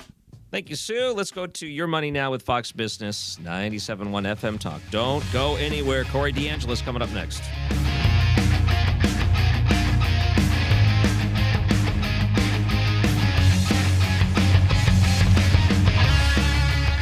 I'm Chad Robison with Your Money Now. On Wall Street, stocks were higher, with the Dow gaining more than 230 points. The S&P 500 gained nearly 20, and the tech-heavy Nasdaq grew by more than 50. The markets were up after investors weighed the news that President Trump now calls his firing of Fed Chair Jerome Powell highly unlikely. Meanwhile, to the financial sector, Morgan Stanley today reporting second quarter results that outlasted Wall Street expectations. Net income rose 13% to $3.5 billion, or $2.13 a share. Shares are currently flat in after-hours trading. Total mortgage application volume fell 10% last week, according to the Mortgage Bankers Association seasonally adjusted index. The average contract interest rate for 30-year fixed-rate mortgages increased to 6.82%. Crude oil futures for August are under $67 a barrel. That's Your Money Now. ZipRecruiter is the place. ZipRecruiter is the place for talented teachers, savvy software developers, and master mixologists. ZipRecruiter is the place where you meet all these people and more. That's because ZipRecruiter is the place for job seekers who are looking for new opportunities. In fact, ZipRecruiter helps 10 million people with their job search every day, so you can find the right candidates right away. It's no wonder that ZipRecruiter is the place for skilled skydiving instructors, accomplished airbrush artists, and proficient pediatricians. But if you're not using ZipRecruiter to hire, you're missing out. ZipRecruiter is the place that's so confident it can make your hiring easier that it lets you try it for free at ZipRecruiter.com/free. So if you want the right candidates for all your roles, ZipRecruiter is the place to go. Try it for free at ZipRecruiter.com/free. That's ZipRecruiter.com/free. Never miss out on great candidates with ZipRecruiter.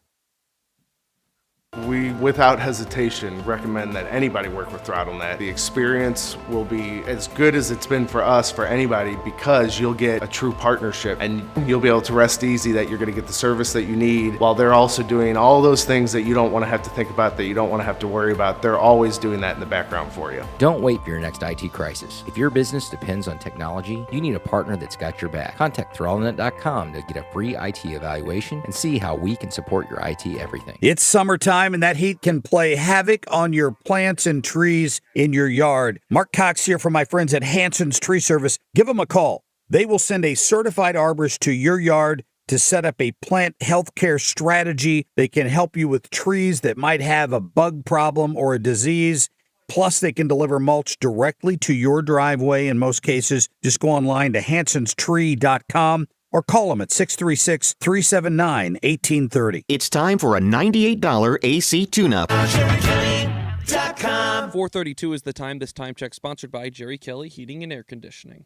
Fox News National, St. Louis Local, 97.1 FM Talk.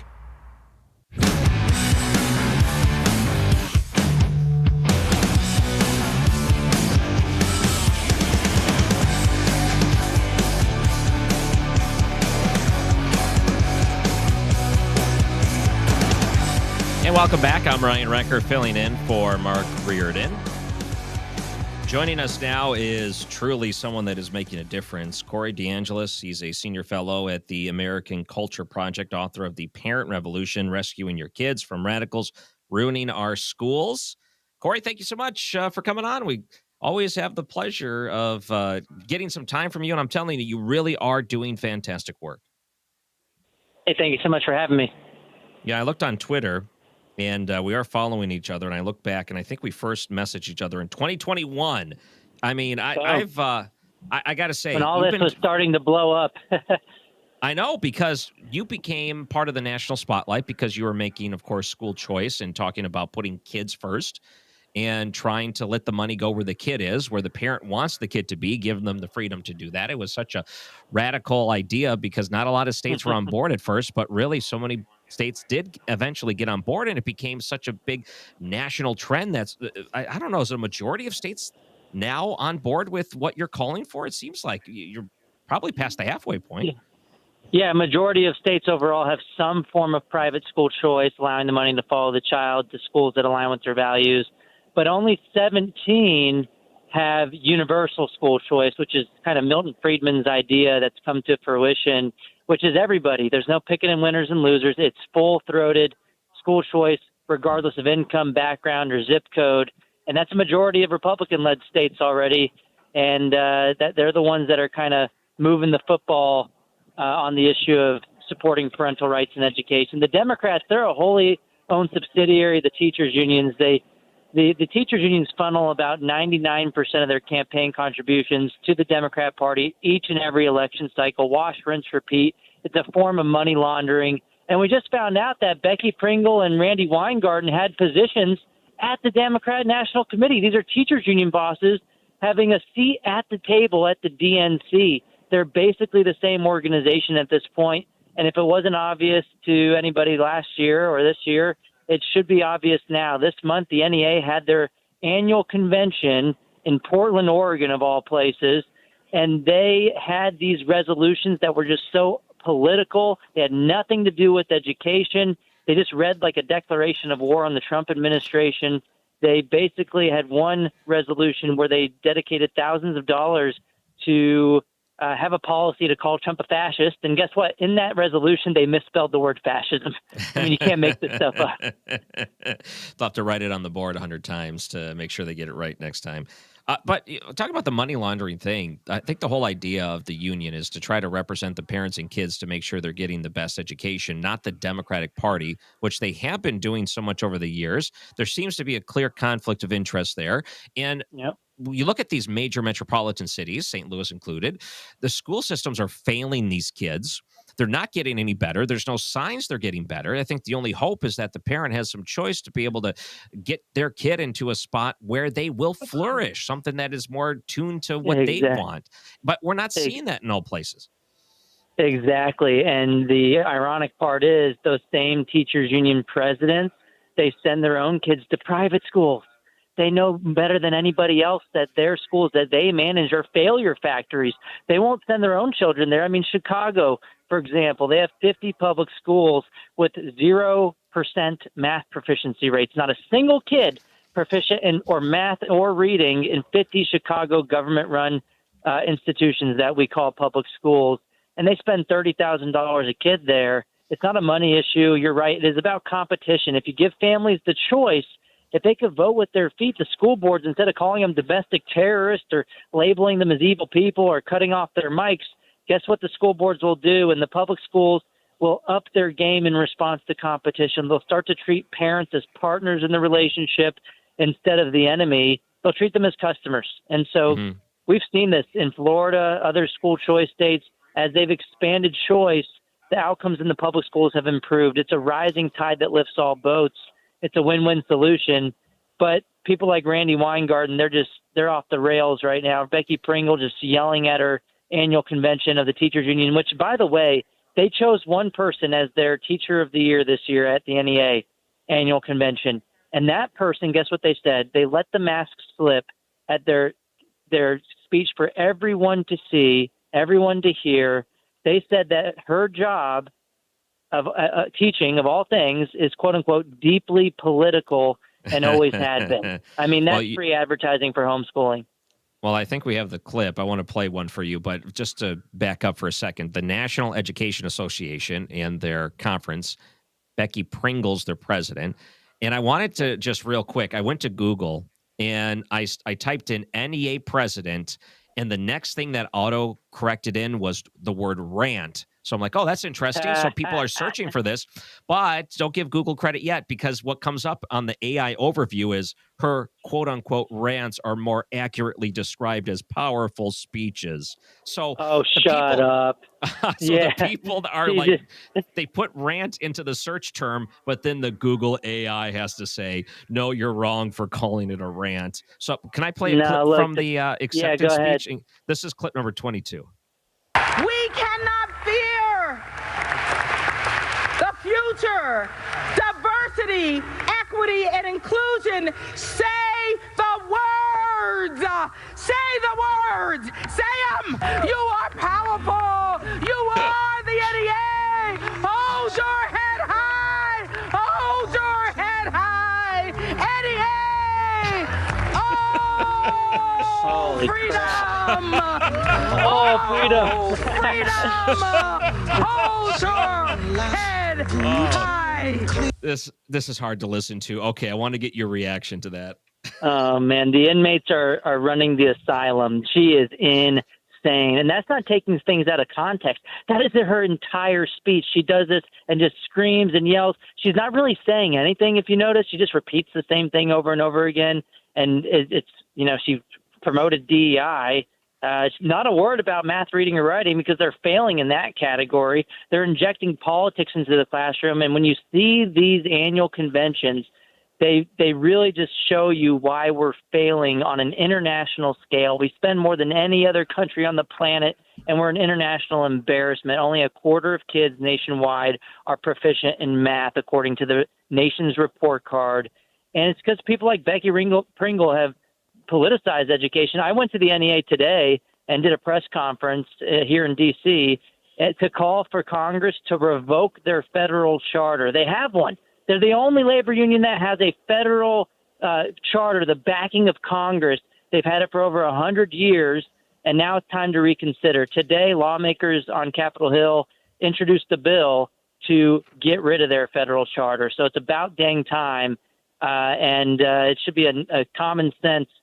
Even if you support unions, you should pass this policy because, well, if you're Randy Weingarten, your union doesn't have a federal charter. Nobody else's union has one. The NEA gets special privileges that they don't deserve. Well, part of it, too, and this is something that Becky Pringle was doing as part of the NEA, defended illegal immigrants during a protest against immigration raids that occurred throughout the city. So what kind of things are they teaching in these schools, and is it appropriate for them to be protesting ICE inside of schools? No, it's not appropriate. And they're not teaching math, reading, and writing. They're shoving gender ideology down children's throats. They're trying to push critical race theory, a divisive Marxist concept, and they teach kids to hate their country. We now have a nationwide survey out this year showing that 36% of high school students reported that their teachers almost daily or often said that America is a fundamentally racist nation. So, I mean, when you have people like Becky Pringle you see on stage, it should not surprise us anymore. We cannot continue to send our children to Caesar for their education and be surprised when they come home as Romans, as the great Vodi Bakum once famously said. The good news is I think parents are waking up. They're not so surprised anymore, and they're demanding school choice. And there's a revolution unfolding right before our eyes. We've had more advancement on school choice in the past 4 years than in the preceding 4 decades. And we can thank Randy Weingarten and Becky Pringle, the lady screaming in that clip, because they've inadvertently done more to advance school choice and homeschooling than anybody could have ever imagined, because they've gotten so far left, overly political. Even some of the Democrats are saying, what in the heck is going on here? I want my kids to know how to read. I want the basics. Yeah. I thought the schools were supposed to be about education, not indoctrination. So I went to the NEA and said, hey, we should pull their federal charter. Becky Pringle didn't show up for whatever reason, but the NEA did block me on X. One of many, I'm guessing. But you've been doing fantastic work for the last, years and years. You're one of the early adopters that got nationwide attention. And this is not a new concept per se, but I think you've done a great job moving the ball forward and putting the argument in a way that is very pro-parent, pro-child, and making it very common for them to understand that if your kid is part of a failing public school right now, they're forcing you into that situation. You shouldn't be forced into it. You should have some option because you love your kid. You want them to have the best future. And if you want to do something about it, you should have the option to do something about it. The option can't always be go pay 10 grand a year at a private school, because not everyone can afford that. But there are other options out there that kids are flourishing under that parents just didn't know about. So let me just make sure people know, if people wanted to learn more about this, maybe they're not happy with what their kid's getting right now in a public school, what's the first thing you would encourage that parent to do? I'd say fight for your legislature to pass school choice. I mean, it's your money. We're already spending the money. We spend $20,000 per kid per year in the government-run school system on average nationwide. That's about 50 to 60% higher than average private school tuition in this country. So you shouldn't have to pay twice. You shouldn't have to pay once out of pocket for private school and then pay again for the government school that you're not using through the tax system. It's deeply unjust. It's unfair. It discriminates on the basis of zip code. So fight for change in your state if it already hasn't already. And if it has, seek out those options. Apply for scholarships. Some states have them available for everybody regardless of income. So this is the way forward. This is how we improve the public schools. And this is how we ultimately create more options for parents, because once the demand is there, supply will meet that demand. You'll have more conservative private schools popping up, independent private schools, ones with specialized missions that you're not getting in today's climate. So I'd recommend you do that. You can also help me out with the Teachers Union tip line that I just started. If you want to report any craziness that's going on in the public school system, you can find that at the American Culture Project, AmericanCultureFoundation.org. Perfect. Senior fellow at the American Culture Project and AmericanCultureFoundation.org, and then author of The Parent Revolution, Rescuing Your Kids from Radicals Ruining Our Schools. Corey DeAngelis, thank you so much for joining us. It's always a pleasure, and I got to say, you're right on the forefront of this, and you've done some fantastic work. Thank you so much for having me. I'm Ryan Recker, filling in for Mark Reardon. Coming up after the break, we're going to talk to Jay Bose, a CEO of Bitcoin Ben's Crypto Club. What's going on with Crypto Week? Why should we be paying attention to it? Why is everyone going crazy about it? We'll talk to Jay after the break on 97.1 FM Talk. Traffic from the 97.1 FM Talk Traffic Center. We've got some volume out there. If you are westbound on 70, it's pretty slow around Jennings Station Road. Then there's some volume in both directions around 141. But this is all moderate volume as you head out toward the 64 split. Now, we did have an accident reported on 141 near Ladue Road, so be careful through there. There's slow-moving traffic southbound headed through 64. Southbound 170 slowing south of Olive on down through 6440. Now westbound 40 lining up near Kings Highway out past McCausland, and eastbound is slow near Jefferson headed for the Poplar Street Bridge. 44 westbound is slow in front of the Arch grounds. Southbound 270 slow pockets Page down through Doherty Ferry. And out west, we've got an accident reported westbound 64 near Boone's Crossing, so some slow-moving traffic there as well. Then moderate volume on 64 and on 70 headed for their merge. I'm Sue Thomas with traffic on 97.1 FM Talk.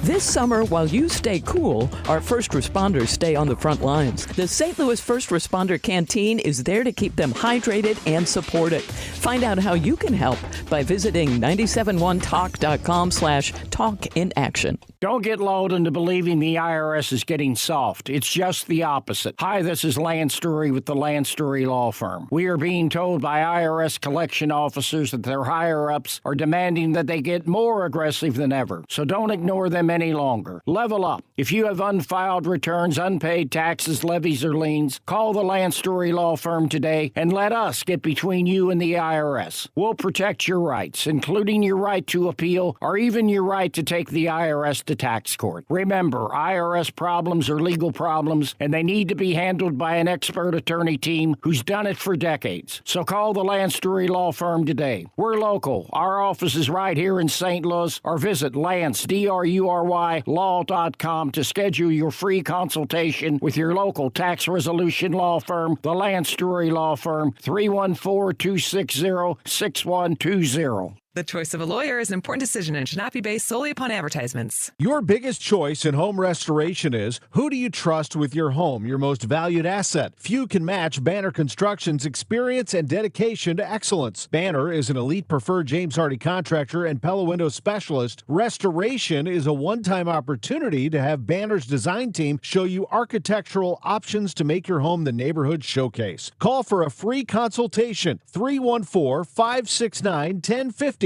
Now hiring qualified carpenters. Straight Realty has always been an industry leader when it comes to commissions, so it should come as no surprise that the recent Realtor settlement has only empowered us to continue offering our sellers even better rates. We now list homes for only 2%.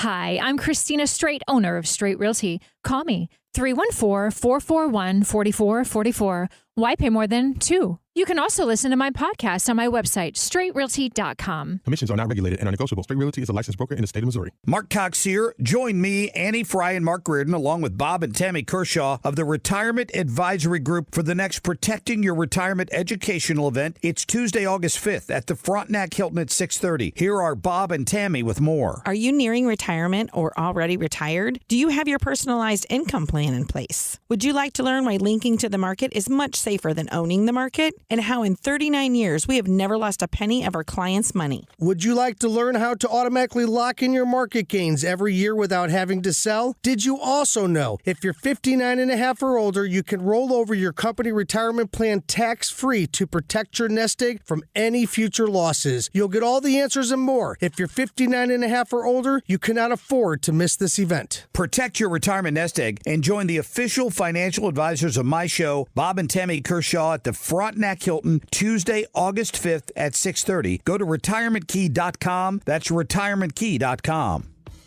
Speeding while driving gives you less time to react. Another car could turn out in front of you. A pedestrian could be walking their dog. Follow the speed limit to keep them safe.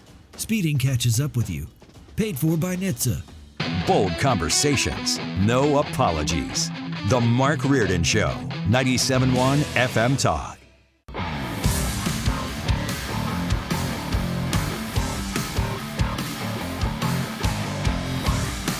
And joining us now is the CEO of Bitcoin Ben's Crypto Club, Jay Bose. Thank you so much for coming on today. It's my pleasure, Ryan. Good to be here.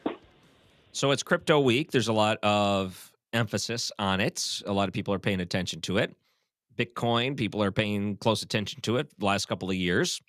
So let's talk about the state of cryptocurrency right now and why a week like this may or may not be exciting to you. I'm guessing it's exciting, though. It sure is. It sure is, Ryan. You know, money is changing as we know it. It's not just becoming digitized. It's becoming decentralized. It's becoming borderless, and it's becoming programmable. You know, people are losing faith and trust in the traditional banking system as inflation and debt and $37 trillion eroding savings. The 401k plans are in disarray. And what Bitcoin is essentially doing in this context is it's providing an exit ramp. It's not just about getting rich. It's really about staying free and having a real life, real money, people's money that you can own. So it's really about our future and how we live it. Yeah, the technology is very fascinating to me, the idea of how it works, but it's still the practical nature of it, the ability to trade it, buy it. It seems less practical than having a debit card or a credit card. Quite the contrary. You know, think about Bitcoin as digital gold. So, except this gold I can send across the world in seconds to anybody, anywhere. No one can catch it. No one can inflate it. No one can freeze it. No one can steal it. The fact is that only 21 million Bitcoin exist. So your money printer in the Federal Reserve can go brr and keep deflating your money. and it's fully decentralized. So you don't have a CEO of a company called Bitcoin Corp. It doesn't exist. It belongs to you, the people. It's verified by thousands of nodes like the internet, hacking away and hashing away on blockchains. But the reality is it's real money. And I fully understand, Ryan, look, not all crypto is Bitcoin. Bitcoin is the signal. Everything else is the noise. it's almost 63, 64% of the crypto market cap, right? This is the currency that is being picked up by the central governments, by sovereign nations, by nation states, by corporations to put on their treasury.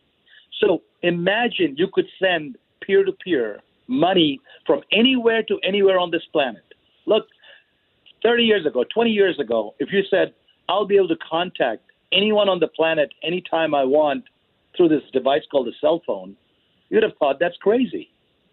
If I told you today that you don't need PayPal, you don't need Visa, and you don't need any of these banks in between to send money to wherever you want, however much you want, not wait for the bank to open at 10 o'clock to send a wire transfer, and you can do it, you said that's a miracle. Well, it's a miracle. That's happening right now. Yeah. Well, I want to make sure people know how to look you up online. Where can they go if they were trying to learn more about this? They just go to bitcoinben.io. bitcoinben.io, and you can go to our website. It'll link to all our clubs. They're opening a club in Missouri in just a few short months. We have clubs in Sarasota, in Nashville, in Boston.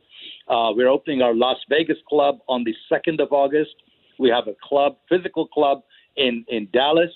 So what we believe is that Bitcoin should matter to everyday Americans, and they should not have to be scared about how to open a wallet or how to send $10 to your friend. You can actually walk into Steak and Shake and pay with your Bitcoin wallet today. No dollars involved, right? So, yeah. And so we have these physical clubs where people can walk in. It's not the amorphous internet where I'm not sure what site is good or bad. You walk in, there's a friendly face. We are the local face of Bitcoin. We're building something very special here, Ryan, a community powered by, a movement for financial freedom. We have education classes. You come and meet like-minded people. Local businesses come in. They participate. No jargon, no tech talk. Just talk about money. There you go. Our money, liberty, and opportunity. All right. So bitcoinben.io, that's the address? That's it. Cool. And, of course, the club here in Missouri. You can learn more about that. Jay Bose, thank you so much for joining us this afternoon. My pleasure. Whole different world out there. People listening. It's good, even if you're not going to buy any, it's good probably for you to understand what is going on because it is the future. There's no question about that. Chris Clem joining us after the break, former Yuma Sector Border Patrol Chief. Coming up, I'm Ryan Recker, filling in for Mark Reardon on 97.1 FM Talk. Traffic from the 97.1 FM Talk Traffic Center. Accident on the Illinois side, eastbound 270 at 157. And it looks to me like 157 is where most of the lane closures are, but it looks like the ramp from eastbound 270 to 157 is just a parking lot. So avoiding that area is a good idea. Now, back on the Missouri side, we had an accident reported near 270 at the Rock Road. But I'm not seeing that. I just see a little bit of volume southbound headed 470. All right, let's go start from downtown 470 drivers. Little slow at Jennings Station Road, some moderate volume past the airport. Eastbound is slow at 141. Then it lines up Lake St. Louis Boulevard out through the 70 split. Northbound 170 jams at 70. That's due to road work. Southbound is lining up at Olive through 64. Southbound 270, slow pockets from Page down through 44. And 64, slow pockets anywhere from Kings Highway out through 270. Then eastbound slows at Timberlake Manor. And westbound has some volume just through the Boone's Crossing and Chesterfield Valley area. I'm Sue Thomas with traffic on 97.1 FM Talk. Well, I'm going to give you a completely different car buying experience that hopefully you're going to have for the rest of your life. Because if you meet the team at MasterCars Inc., it's a father and son team in Granite City. I met them more than a decade ago. It has changed the way that I've bought vehicles because they make it so easy. You can still get a great deal on a car that looks and feels new from MasterCars Inc. The other way you can use them is just go to the website. They have Harleys. They have Corvettes. They're kind of the Corvette kings here. Great reputation for that. They have a cool 69 Camaro SS 396 Coupe. They have trucks on the lot. Tell them exactly what you want. I have a Toyota 4Runner right now that my wife drives. That's a great example. I've had 2 over the course of my life. I love Toyotas. I used to have a Camry as well. Tell them, hey, I want a 4Runner that's black with leather interior, these features, heat warmer and heat cooler, who knows, whatever you're looking for. They'll get it for you. And if they can't find it exactly, they'll get close. Sometimes you have to make a few compromises, but they will change the car buying experience. They can do everything else that everyone else can. Get you financed and get you into that brand new vehicle that's not new, but feels like new. Mastercars Inc. in Granite City. Tell them that I sent you over. 618-931-1245. Mastercars Inc. Hi, this is Steve Butts with the Crawford Butts Insurance Agency. I know we're all experiencing sticker shock when you get your insurance premium. Now more than ever, you need an independent insurance agent to find the best value for your family's insurance needs. Crawford Butts, family owned and operated for more than 60 years. Please give us a call at 314-752-2500 or at crawfordbutts.com. It's motorcycle season in St. Louis. Time to ride. When the road gets rough and you're injured in an accident, you need someone who's got your back. You need Kaufman Townsley. We're local, we know St. Louis, and we don't settle unless it's what's best for you. When it's not, we go to trial, and we bring decades of experience with us. Kaufman Townsley, real people, real results. Call 314-500-5000.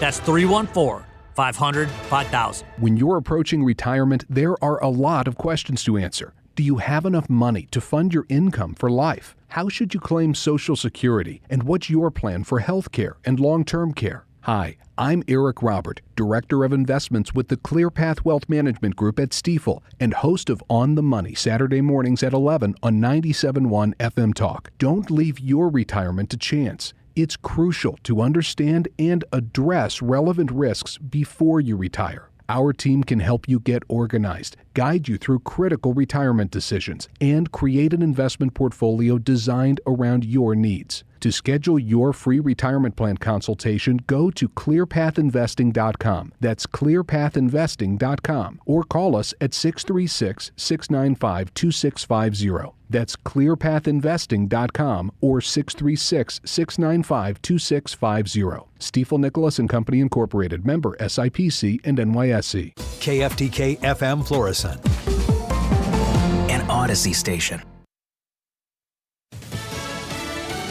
Increasing penalties for fentanyl traffickers. I'm Lisa Lacera, Fox News. President Trump signing the HALT Act. The measure classifies fentanyl as a Schedule I narcotic, which means longer sentences for fentanyl-related convictions. On behalf of all Americans who have lost a loved one to opioids, we renew our vow to liberate America from this horrible plague.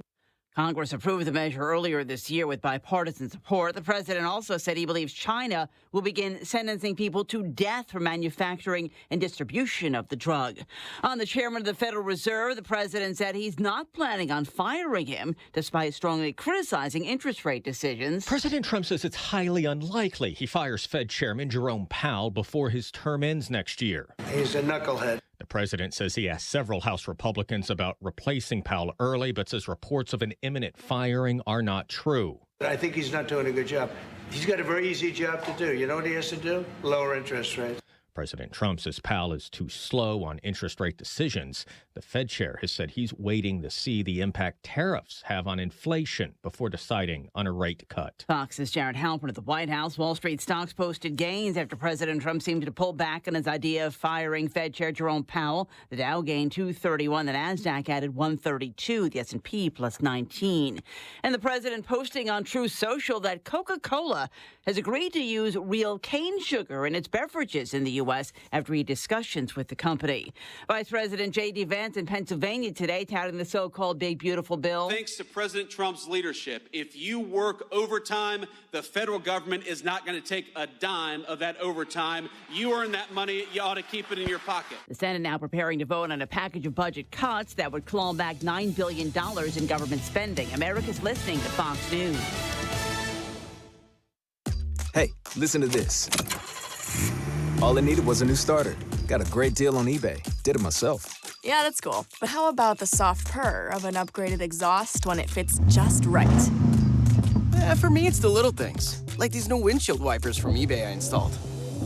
From small fixes to big upgrades, eBay has all the parts you need at prices you'll love, guaranteed to fit every time. eBay, things people love. Eligible items only. Exclusions apply. Millions of Americans take medicine like Ozempic and Zepbound. Many of them are overpaying by thousands of dollars a year. These GLP-1 medications for diabetes, weight loss, and more may not always be covered by your insurance, but GoodRx can help. GoodRx helps you save every month on prescriptions at over 70,000 pharmacies nationwide. Best of all, it's free to use. Check GoodRx to save on GLP-1s. Just go to GoodRx.com/GLP. That's GoodRx.com/GLP. GoodRx is not insurance, but can be used instead of insurance, including Medicare and other federal and state-funded programs. Air Comfort Service, heating, cooling, and insulation. Weather. Still thinking there could be a couple of thunderstorms trying to drop in this evening up until about 8 o'clock. Most of us won't see anything. Partly cloudy, warm and humid, 77. Thursday, partly sunny, hot, humid, 94. An increase in scattered thunderstorms during the afternoon Thursday. That continues Thursday night, 72. Friday, partly sunny, cooler. Still a couple of thunderstorms around, though, Friday, 85. This is 97.1 FM Talk. Chief Meteorologist Dave Murray. This hour of the Mark Reardon Show is sponsored by Gamma Tree Experts. Your trees deserve the best care. Call Gamma Tree Experts. This is the Mark Reardon Show on 97.1 FM Talk. And I'm Ryan Recker filling in.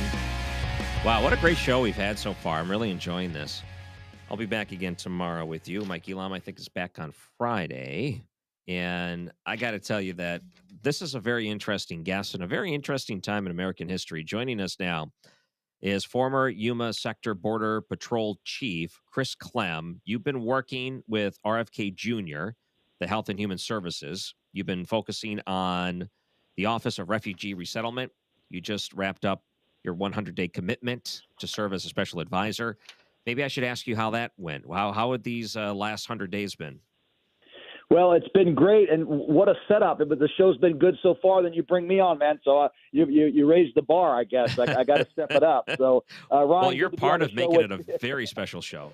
Well, I hope so. Look, Ryan, good to be on this afternoon.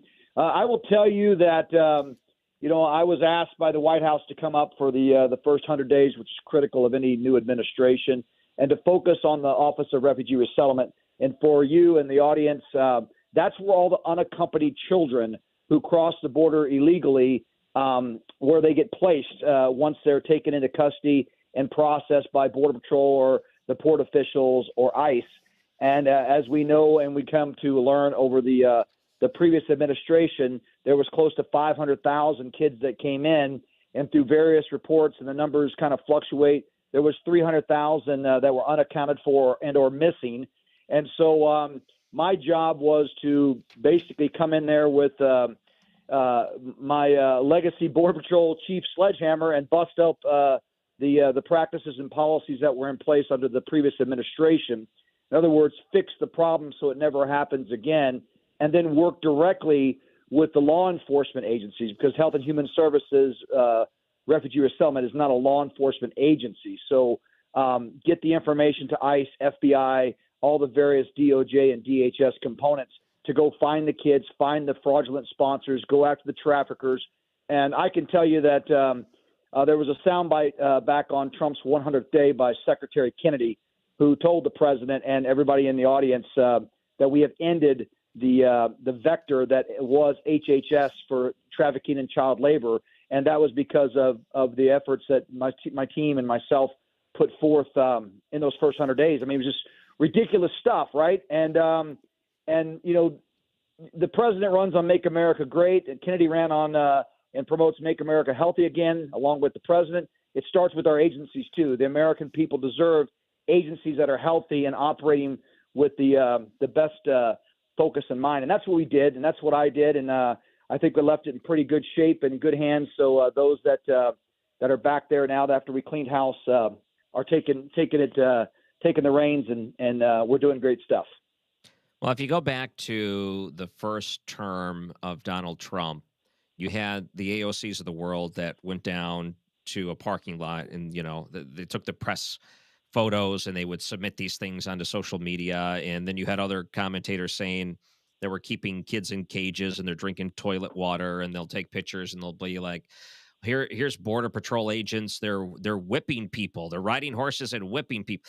So you had all these different people lying about the situation that was going on at the border. You get into a Joe Biden administration. You get to see real what goes on when you flood people at a border and the realities of what happens when there's a lot of unaccompanied minors and other people that you just don't know where they go. It was probably a grim reality of what flooding the borders actually look like. So, how did you try to get past some of the falsehoods that were spread for so many different years to try to get to some of the truths in order to try to implement positive changes? Well, a couple things you brought up. The second part, starting in 2018 under Trump 45, I was the deputy chief of the El Paso sector. That's the famous place where AOC did her smoke and mirrors, crying at the empty cages, and then lied about, they're drinking out of the toilet water. I was actually on a congressional delegation the day before, so I swapped it with our chief, and he took that one. Man, I made a mistake. I should have been there because I would have been able to correct that right away. Yeah, so there's all sorts of nonsense and gaslighting and virtue signaling. That just happens.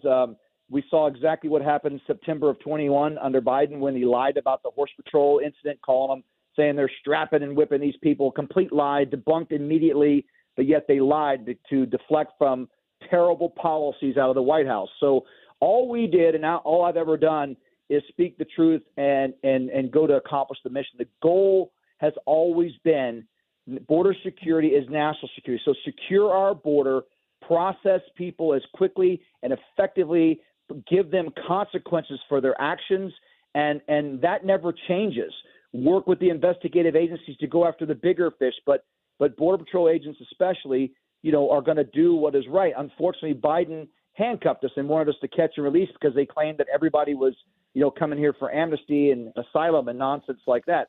So when you get into Trump 47 and you're dealing with an agency that was basically, full of there were good people, but they were misled and lied to. So we had to present them with the facts. We had to show them the evidence of the horrors and the trafficking, and the 70% of the applications for sponsorship had fraud in them. We had to explain that to them, show them this is what you were part of. This is what you were, you may have not been knowingly or willingly doing that, but this is what we're fixing. And that is how we were very transactional. But when they saw that every number and every piece of paper was a kid and not just a process, it became transformational. And that's why we put things in place. And that's why we start from the moment that a child is encountered at the border. ICE Investigations is starting the investigation, not waiting for weeks and months or even years to go follow up on a trafficking case.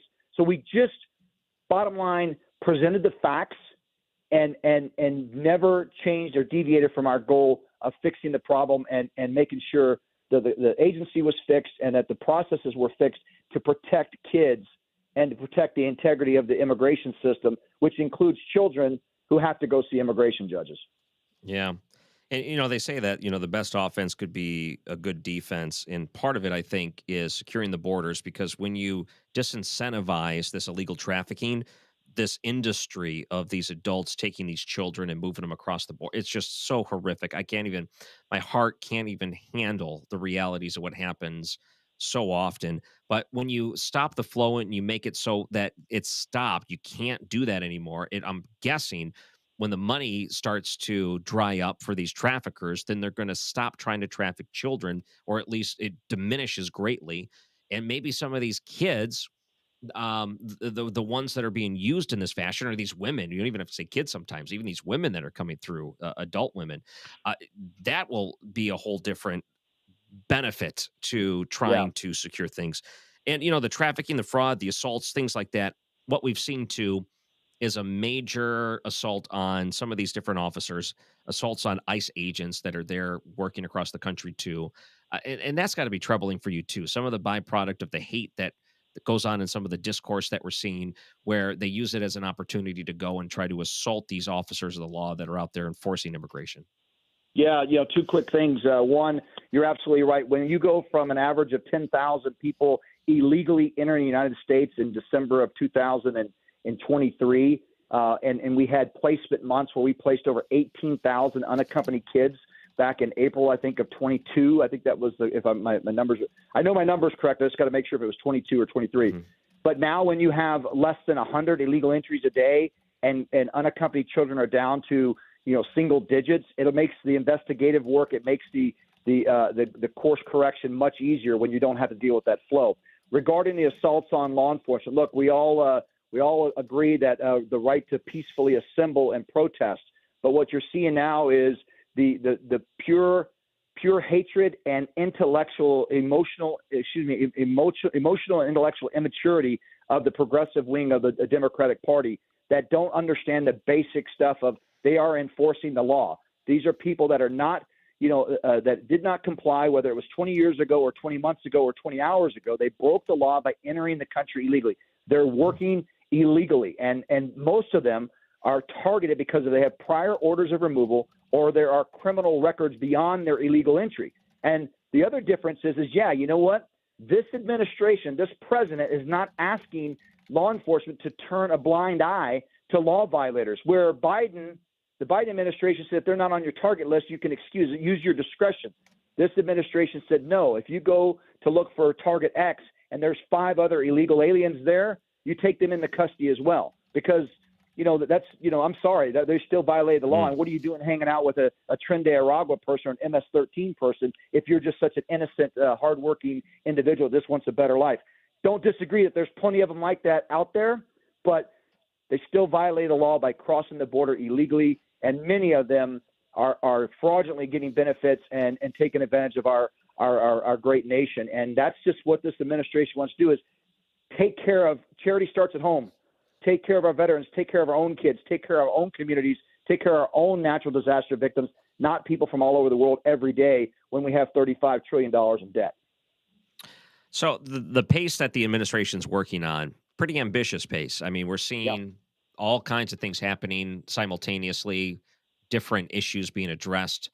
And when it comes to immigration and the speed that they're working, one, I didn't even know it was possible for government to work this fast.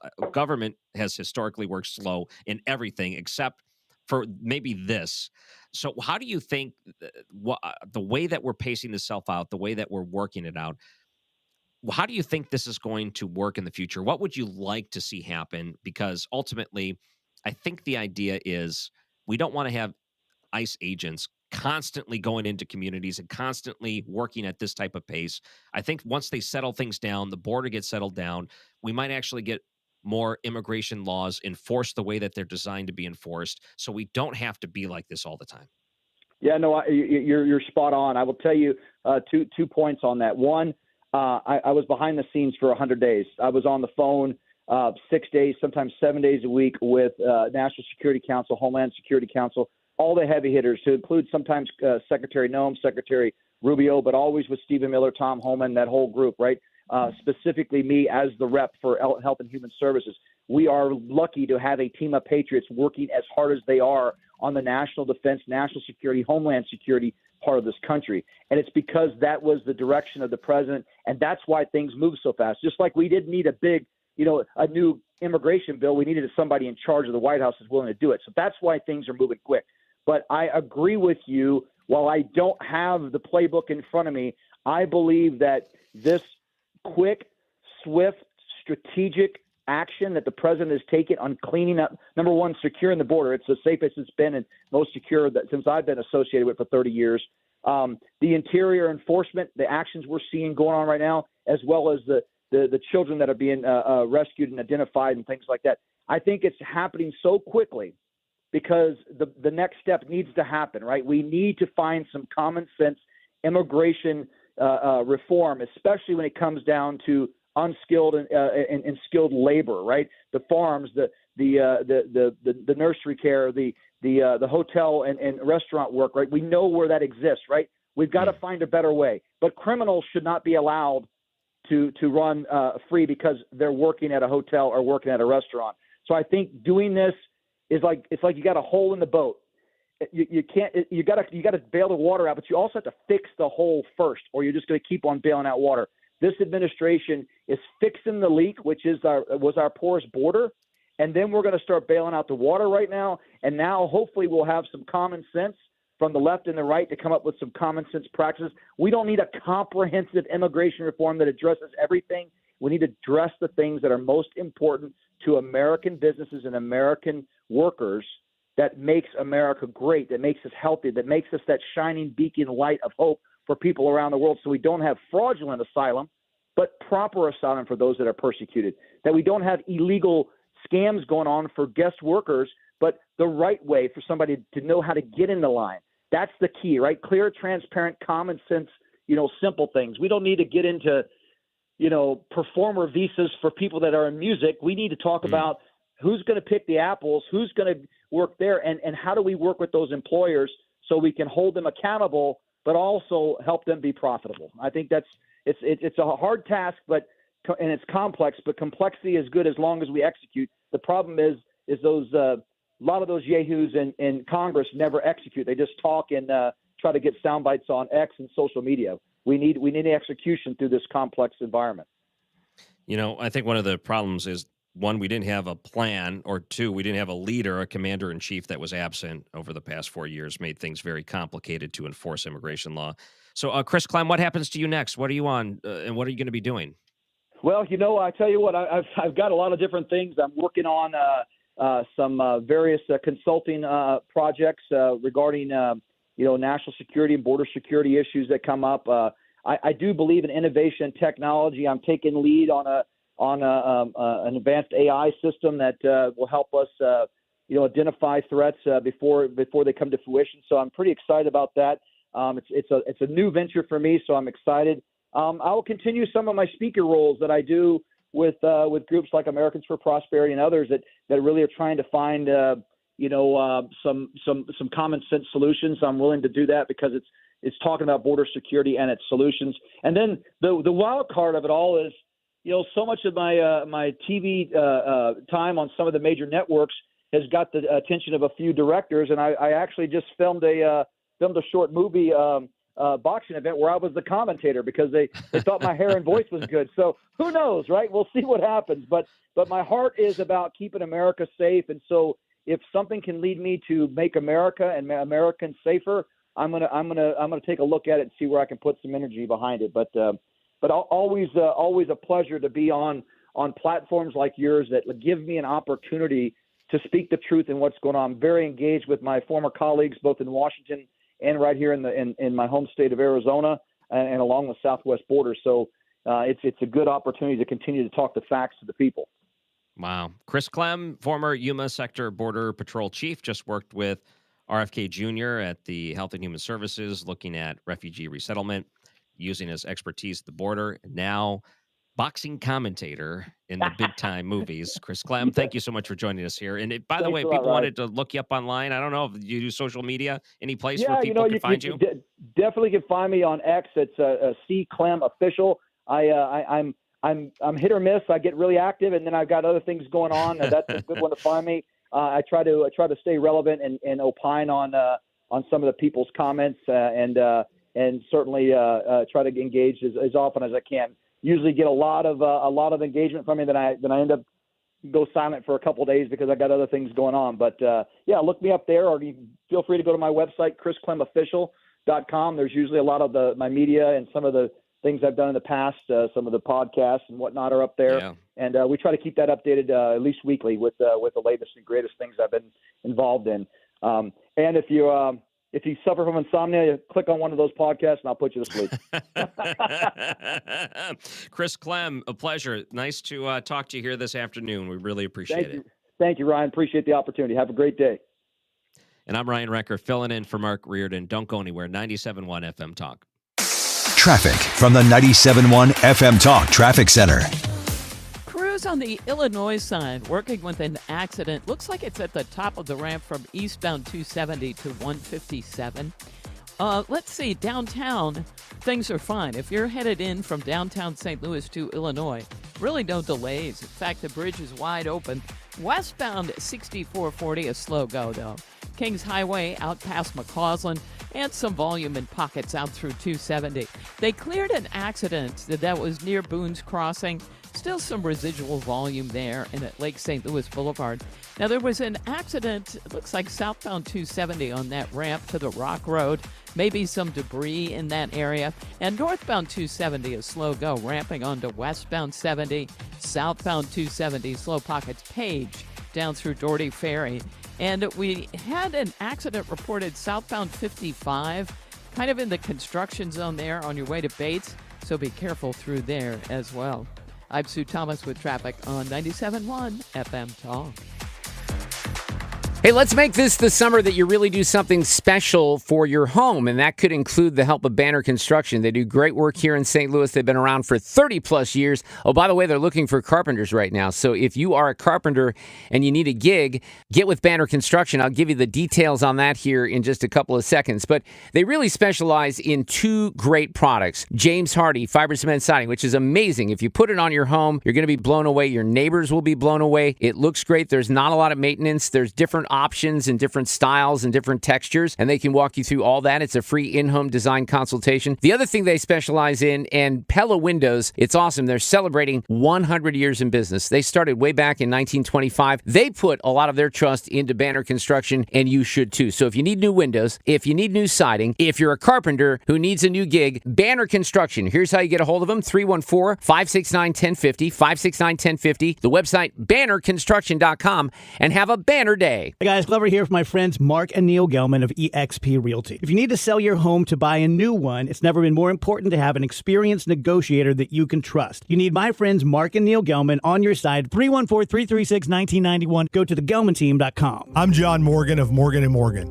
I've been asked many times how Morgan & Morgan became the largest injury firm in the world. I think I know. When someone comes to us for an on-the-job injury, we have a huge workers' compensation practice. But many times we find a defective product that was responsible for that injury. Luckily for them, we have a product liability section headed by my son Mike. In addition to the comp case, there is a product case too. Other times, the injured worker is fired or harassed for bringing that claim. We have them covered. Our employment lawyers handle retaliation claims as well as wage theft and discrimination cases, and in some cases need to file for Social Security benefits. No problem. We became big for a reason. 30% of our new cases come as referrals from former clients. Hiring us is easy. Go to forthepeople.com on your mobile device or computer, or call Pound Law on your cell, pound 529. Morgan & Morgan. Injured? Dial Pound Law or visit forthepeople.com for an office near you. Hey, it's Mark Reardon with news for listeners who, like me, want to learn more about Bitcoin. Bitcoin Ben's Crypto Club is coming to St. Louis later this summer. The Bitcoin Ben Crypto Clubs teach members what Bitcoin is, how to buy it, how to safely store it, and how to avoid scams. And we'll connect with others like us who want to learn more about crypto. St. Louis will be the 7th club nationwide and Ben's hometown. If you want to know more about Bitcoin, you need to know Bitcoin Ben. Learn more at bitcoinben.io. That's bitcoinben.io. It's Tom Ackerman for Ophthalmology Associates, the doctor's doctors, 314-966-5000 or online at youridoc.com. Mark Reardon, Sue Thomas. This is The Mark Reardon Show.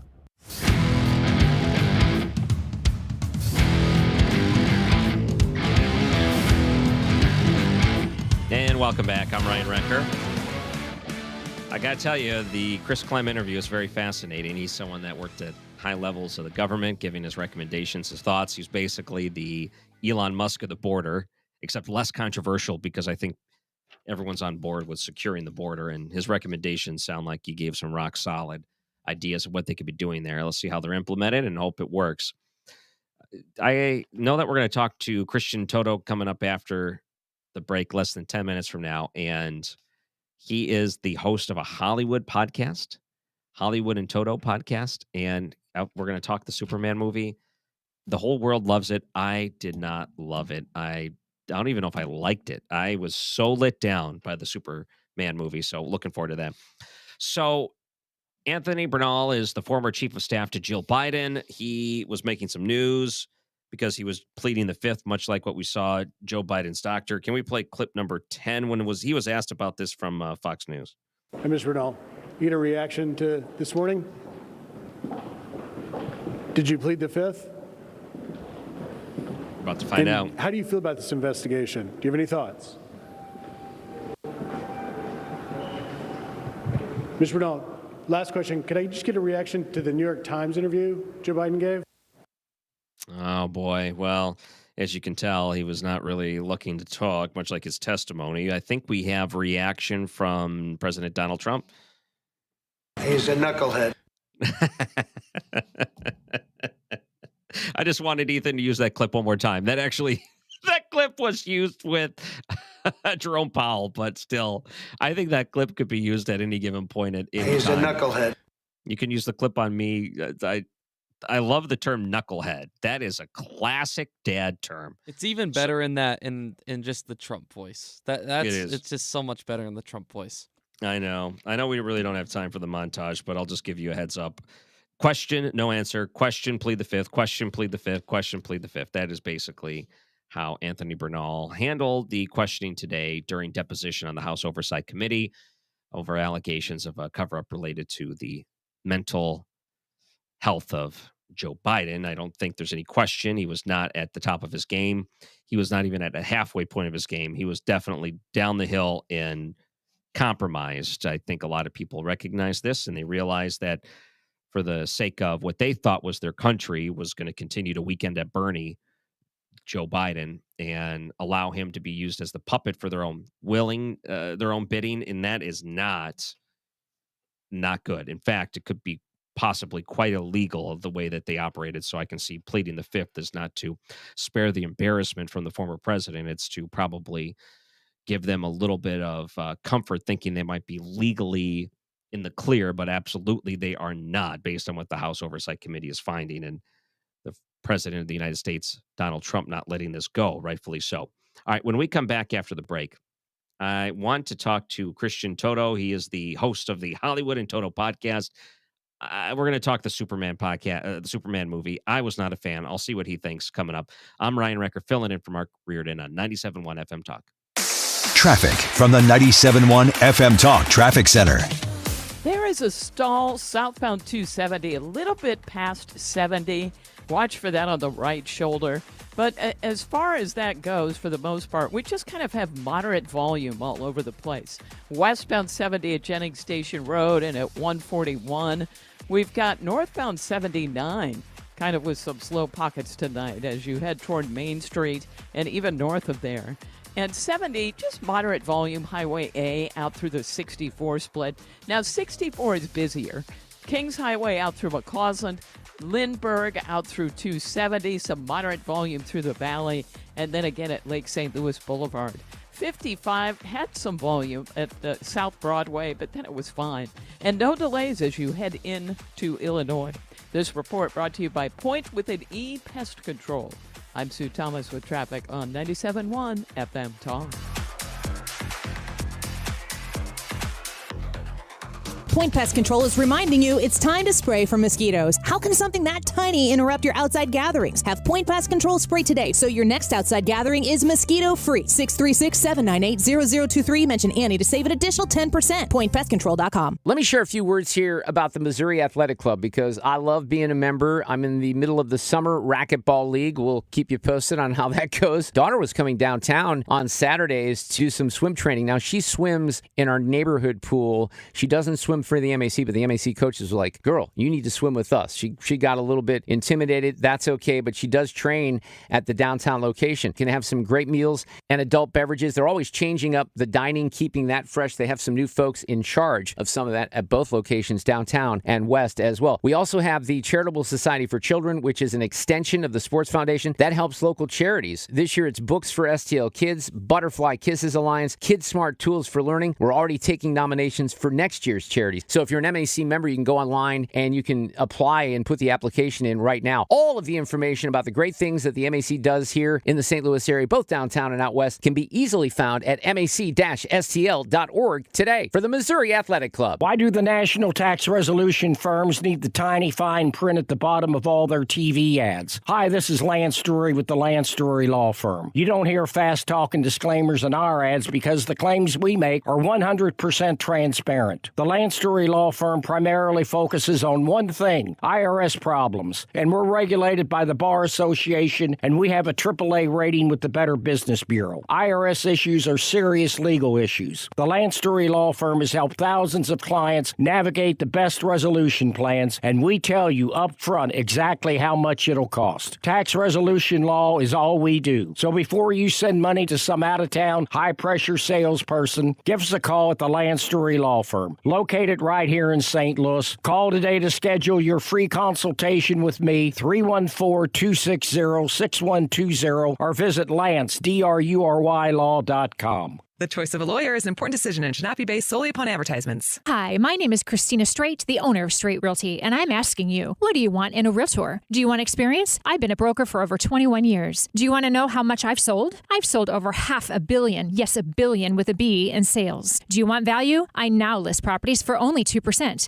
So, if you're looking for all these things and want the best, then call me, 314-441-4444. Why pay more than 2? You can also listen to my podcast on my website, straightrealty.com. Commissions are not regulated and are negotiable. Straight Realty is a licensed broker in the state of Missouri. It is that time of the day where we give away tickets to see Jason Aldean. We're giving away tickets up through tomorrow, so be sure to call now the number 314-241-9797. Caller number 5, you are going to win yourself a pair of tickets to see Jason Aldean at the Hollywood Casino Amphitheater on July 19th, 2025. Well, yeah, this year. In just a couple of days here, July 19th, Jason Aldean at the Hollywood Casino Amphitheater.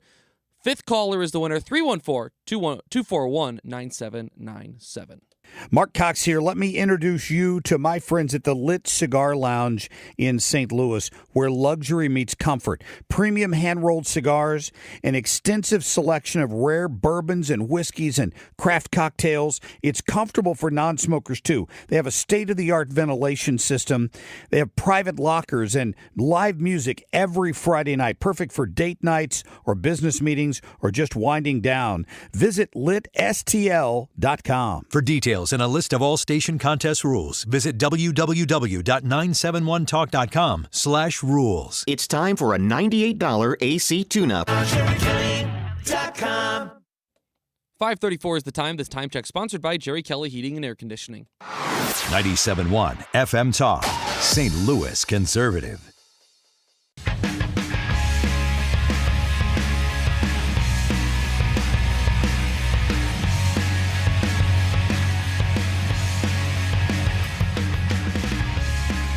And I'm Ryan Recker, filling in for Mark Reardon. I'm so glad that Fred, our producer, booked this interview. He's the host of the Hollywood and Toto podcast, Christian Toto. Thank you so much for coming on today. We appreciate it. Oh, my pleasure. All right. I saw the Superman movie Saturday. I wanted to see it really bad. I thought to myself, I've been waiting for so long. This movie better be good. It better not let me down. I get there with my wife. I got my popcorn, I got my drinks, I got the candy I snuck in, and I'm sitting there watching it, and several times I looked over to my wife and I said, this is just, it's not as good as I thought it was going to be. I was let down by this movie. So I wanted to get your thoughts on the Superman movie. What did you think? I was let down as well. Listen, there's a high bar here. Both the character is iconic. The original Christopher Reeve movie was darn near perfect and is still darn near perfect. You watch it again, it holds up beautifully. And I was thinking this is the movie that they're hanging the entire DC Comics franchise on, the reboot. They're going to bring out their A game. And I think the casting choices were rock solid. I have no problem there. It's certainly a sillier, more kid-friendly story. I guess that's an option, a choice. It's not as dark and brooding as what we've seen in recent years. But the story's a mess. It's the kind of movie you watch. It's moderately entertaining because there's a lot of stuff happening on screen. And then you go home and you think about it, go, that was dumb, and that didn't make sense, and that's silly, and that plot hole is a mile wide, and that really could have been much better. It just disintegrates with just a mild examination. But while you're watching the movie, it's just not very good. It doesn't have momentum.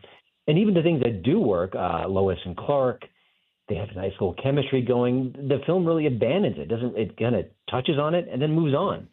and the Lex Luthor. And then don't even get me started on the dog.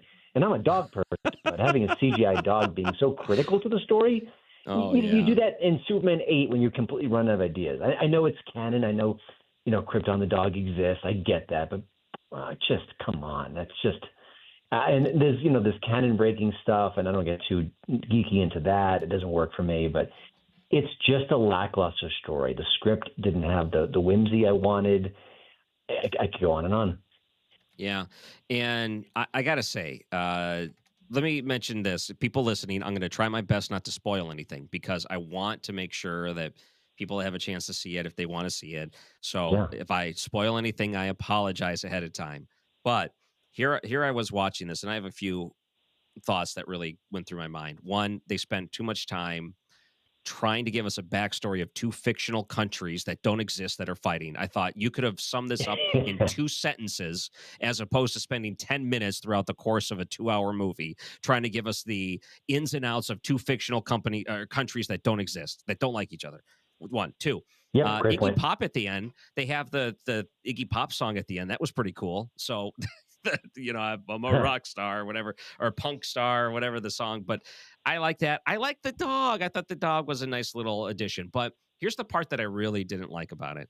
You have Superman in this movie. I don't know how old he is, late 20s maybe. So he is working in Metropolis. He's got the job at the newspaper.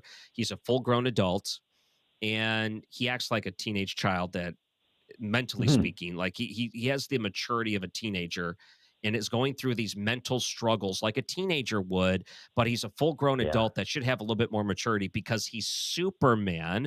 And throughout the whole course of the movie, I keep thinking to myself, he is such a wimp. Like, he's a punching bag that's so ineffective, and everyone else around him's the hero. And here he is, like an emo goth kid in the 90s, just like, oh, everything's so weird around me, and I don't know what to do, and I don't know what to think. But he's Superman, so I was so thrown off and disappointed by that. Yeah, I don't disagree with any of that. I completely agree. And there's even more things we could dig into. It's, listen, at the end of the day, it's a comic book movie, and we are adults, and maybe we're missing something. But you know what? There have been some really great comic book movies that have been delightful for kids and great for adults. I could go for an Iron Man, Guardians of the Galaxy. I thought the first one was just wonderful. We can go on and on about these movies when they are good and successful and smart and interesting. And they're still fun for the whole family, and they're still engaging, and they still have silly people, dressing up in tights, shooting laser beams from their eyes. It's still a kind of a kiddie concept, but they've done it really well. They've built an entire, movies are basically kept alive by the superhero franchises. And then you watch this, and it just collapses on any sort of cursory glance. And this is not a compelling story. And it's funny, I believe I kind of lost track that they used the classic John Williams score, but you need that when there's some sort of heroic lump in your throat moment, when the hero is saving the day, when something amazing is happening on screen. And I thought, I didn't see anything amazing happening on that screen, so I don't even know why they bother queuing up that music. It's just and having said all this, there are a lot of people I respect, who disagree aggressively with both you and I.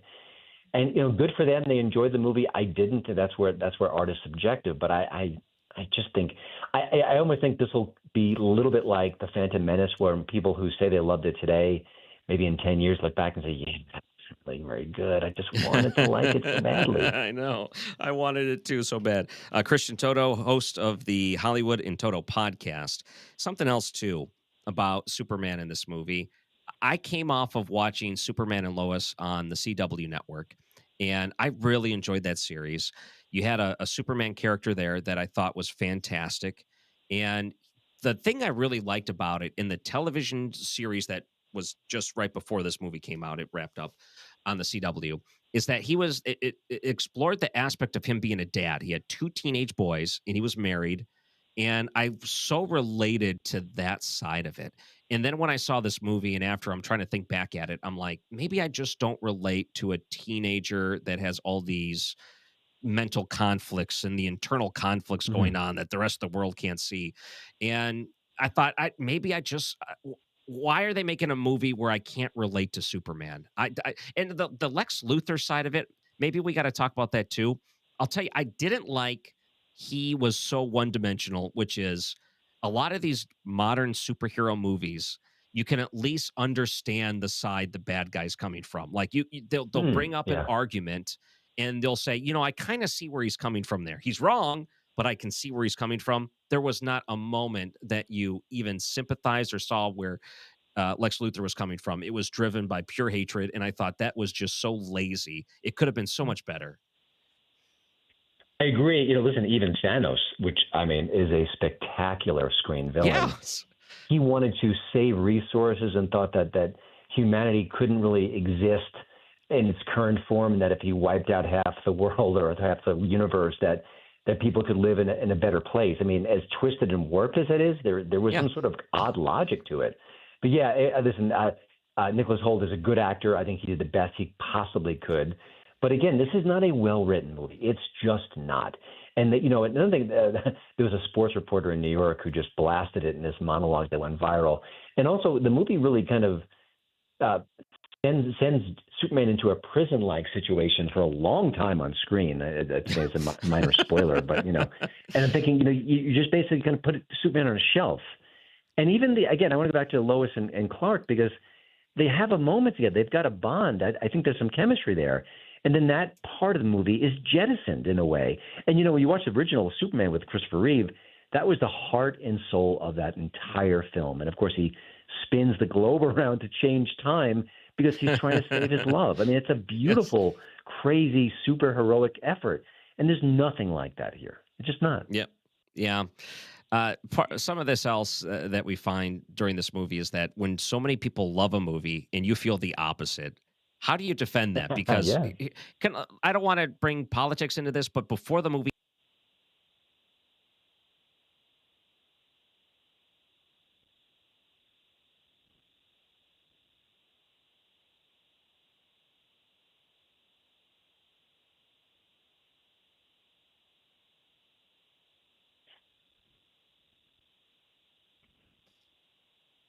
I apologize. I cut out there for a second.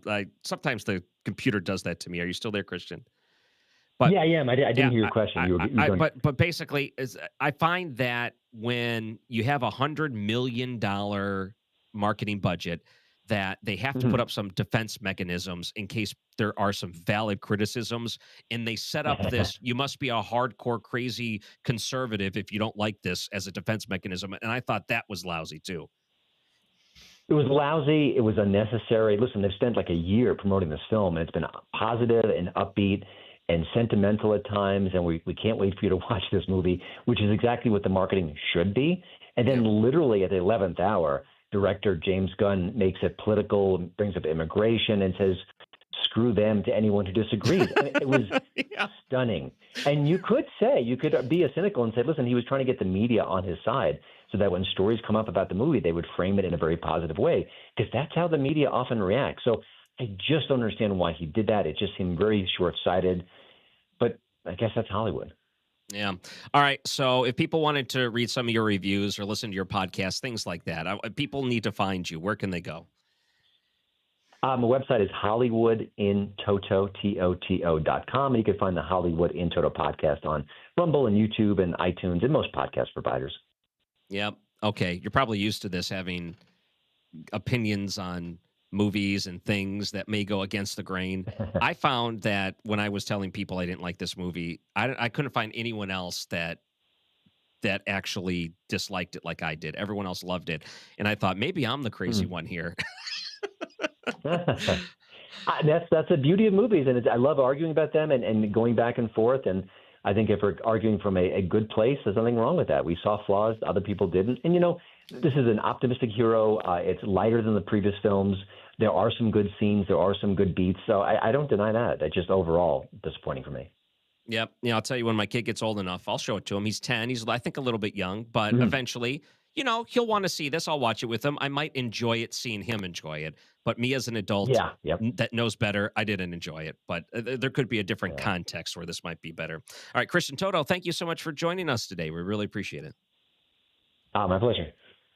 Toto, his podcast, Christian Toto, Hollywood and Toto podcast. You can look it up, Hollywood and Toto. Just do a quick search and you'll be able to get to it right there. And okay, I am not the only one. I told so many people around the office, talking to them about this. Oh, I just didn't like it. And I was talking about some of the reasons, and I couldn't find anyone else that felt the same way I did. So I feel a little bit vindicated that I'm not alone in all of this. All right, we got the audio cut of the day coming up after the break. I'm Ryan Recker, filling in for Mark Reardon on 97.1 FM Talk. Traffic from the 97.1 FM Talk Traffic Center. Hey, we had some more showers move through the area. Now, most of this was to the north, but it looks like it even hit 6440 at Hampton. So some wet roadways south of there, nothing. So go figure. Now, westbound 70 is jammed at Jennings Station Road. We're quiet through North County. Westbound 40, that's lining up around Hampton out through McCausland. Eastbound slow, really on either side of 170. Southbound 170 slowing at 64. And we have an accident reported now eastbound on 6440, just past Clarkson. So be careful through there. They're saying that is blocking the left lane. Traffic, of course, it's going against rush hour, but it is a slow go. They've been working to get that off to the shoulder. And westbound traffic a little slow at Boone's Crossing, and then it looks better. I'm Sue Thomas with traffic on 97.1 FM Talk. Let's show our appreciation for local heroes. Mark Cox here. Nominate a first responder and their department could get lunch from Grill Master Tony's. I'll personally deliver it. Share their story at 971talk.com.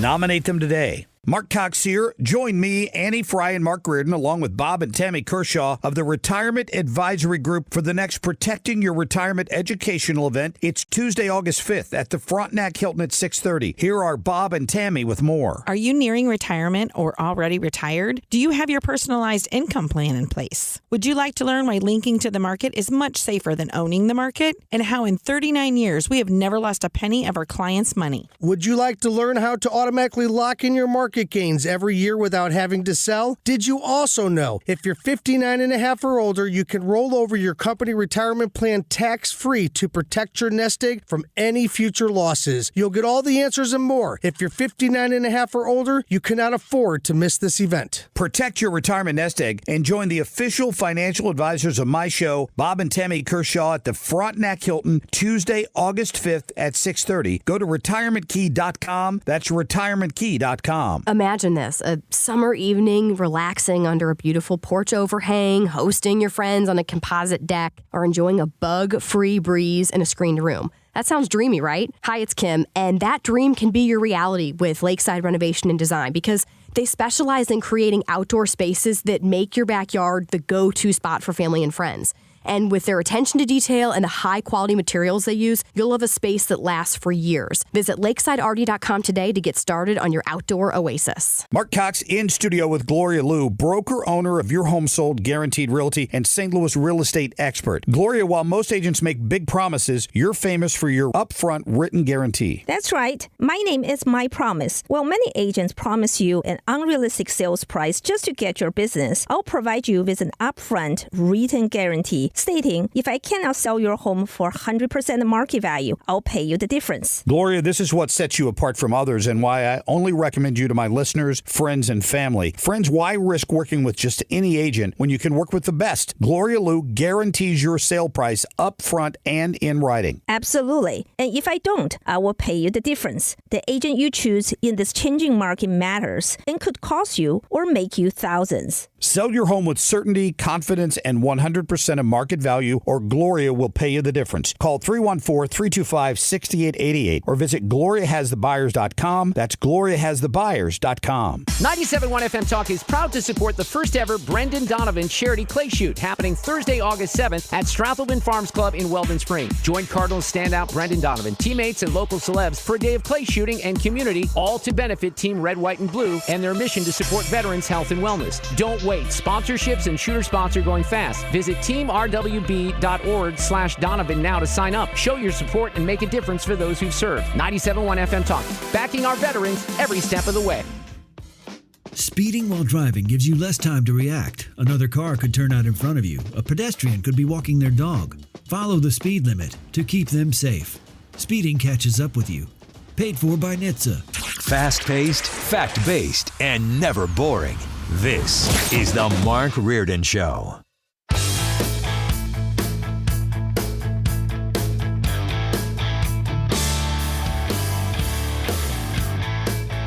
And welcome back. I'm Ryan Recker filling in for Mark Reardon. I'll be back again tomorrow if they'll have me, but it's always so much fun.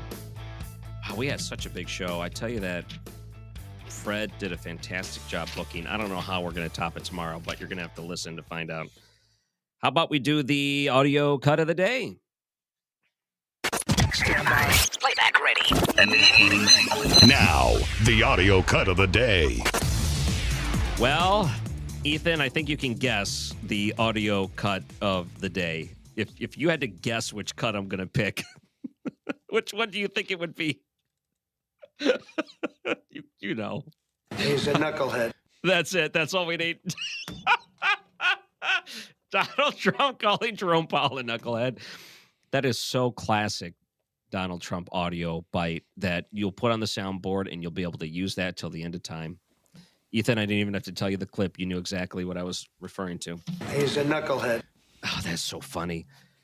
Do we have time? Anthony Bernal was in front of the committee today, the House Oversight Committee. He was asked about the big scandal of Joe Biden in the auto pen. Maybe we just play a little bit of the montage that Fred put together. It's not that long. Okay, let's play that. Kind of get an idea of how it went today. Did you ever advise President Joe Biden to pardon his son, Hunter Biden? On the advice of counsel, I respectfully decline to answer the question pursuant to my Fifth Amendment rights under the Constitution. Was President Joe Biden fit to exercise the duties of the president? On the advice of counsel, I respectfully decline to answer the question. I respectfully decline to answer the question. I respectfully decline to answer the question pursuant to my Fifth Amendment rights under the Constitution. He was not being respectful. He wasn't respectfully declining. He was declining because he knows he's in trouble.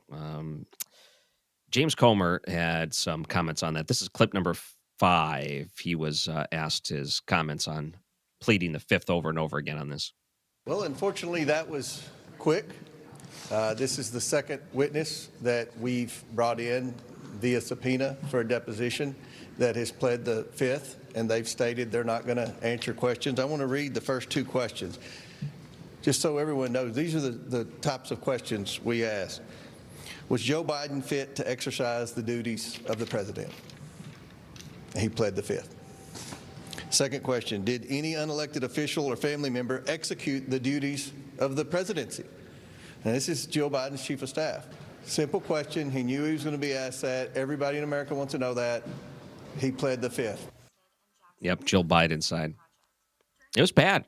I mean, all things considered, I don't know what it would take to get a Joe Biden to testify, but I can tell you that if he is as sharp as all the Democrats said he was, and he was on top of his game and act younger than anyone they have ever seen, then it should be pretty easy for him to go in and clear all of this up himself. But you know that it's not physically possible for him to do that because he is not capable of doing that under his own will.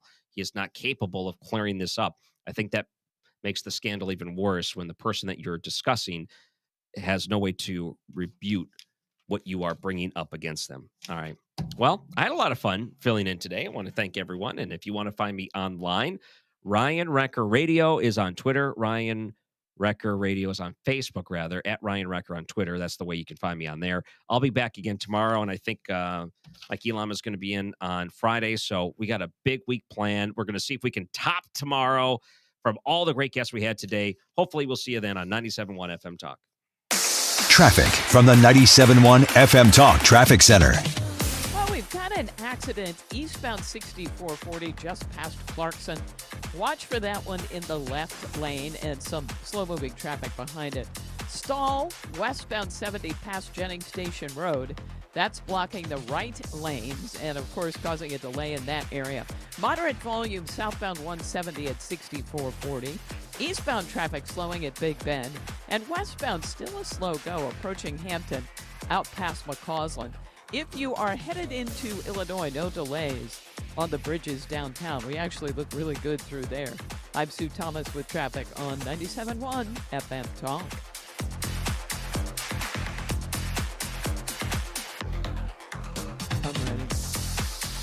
Do you know if you have enough money saved for retirement?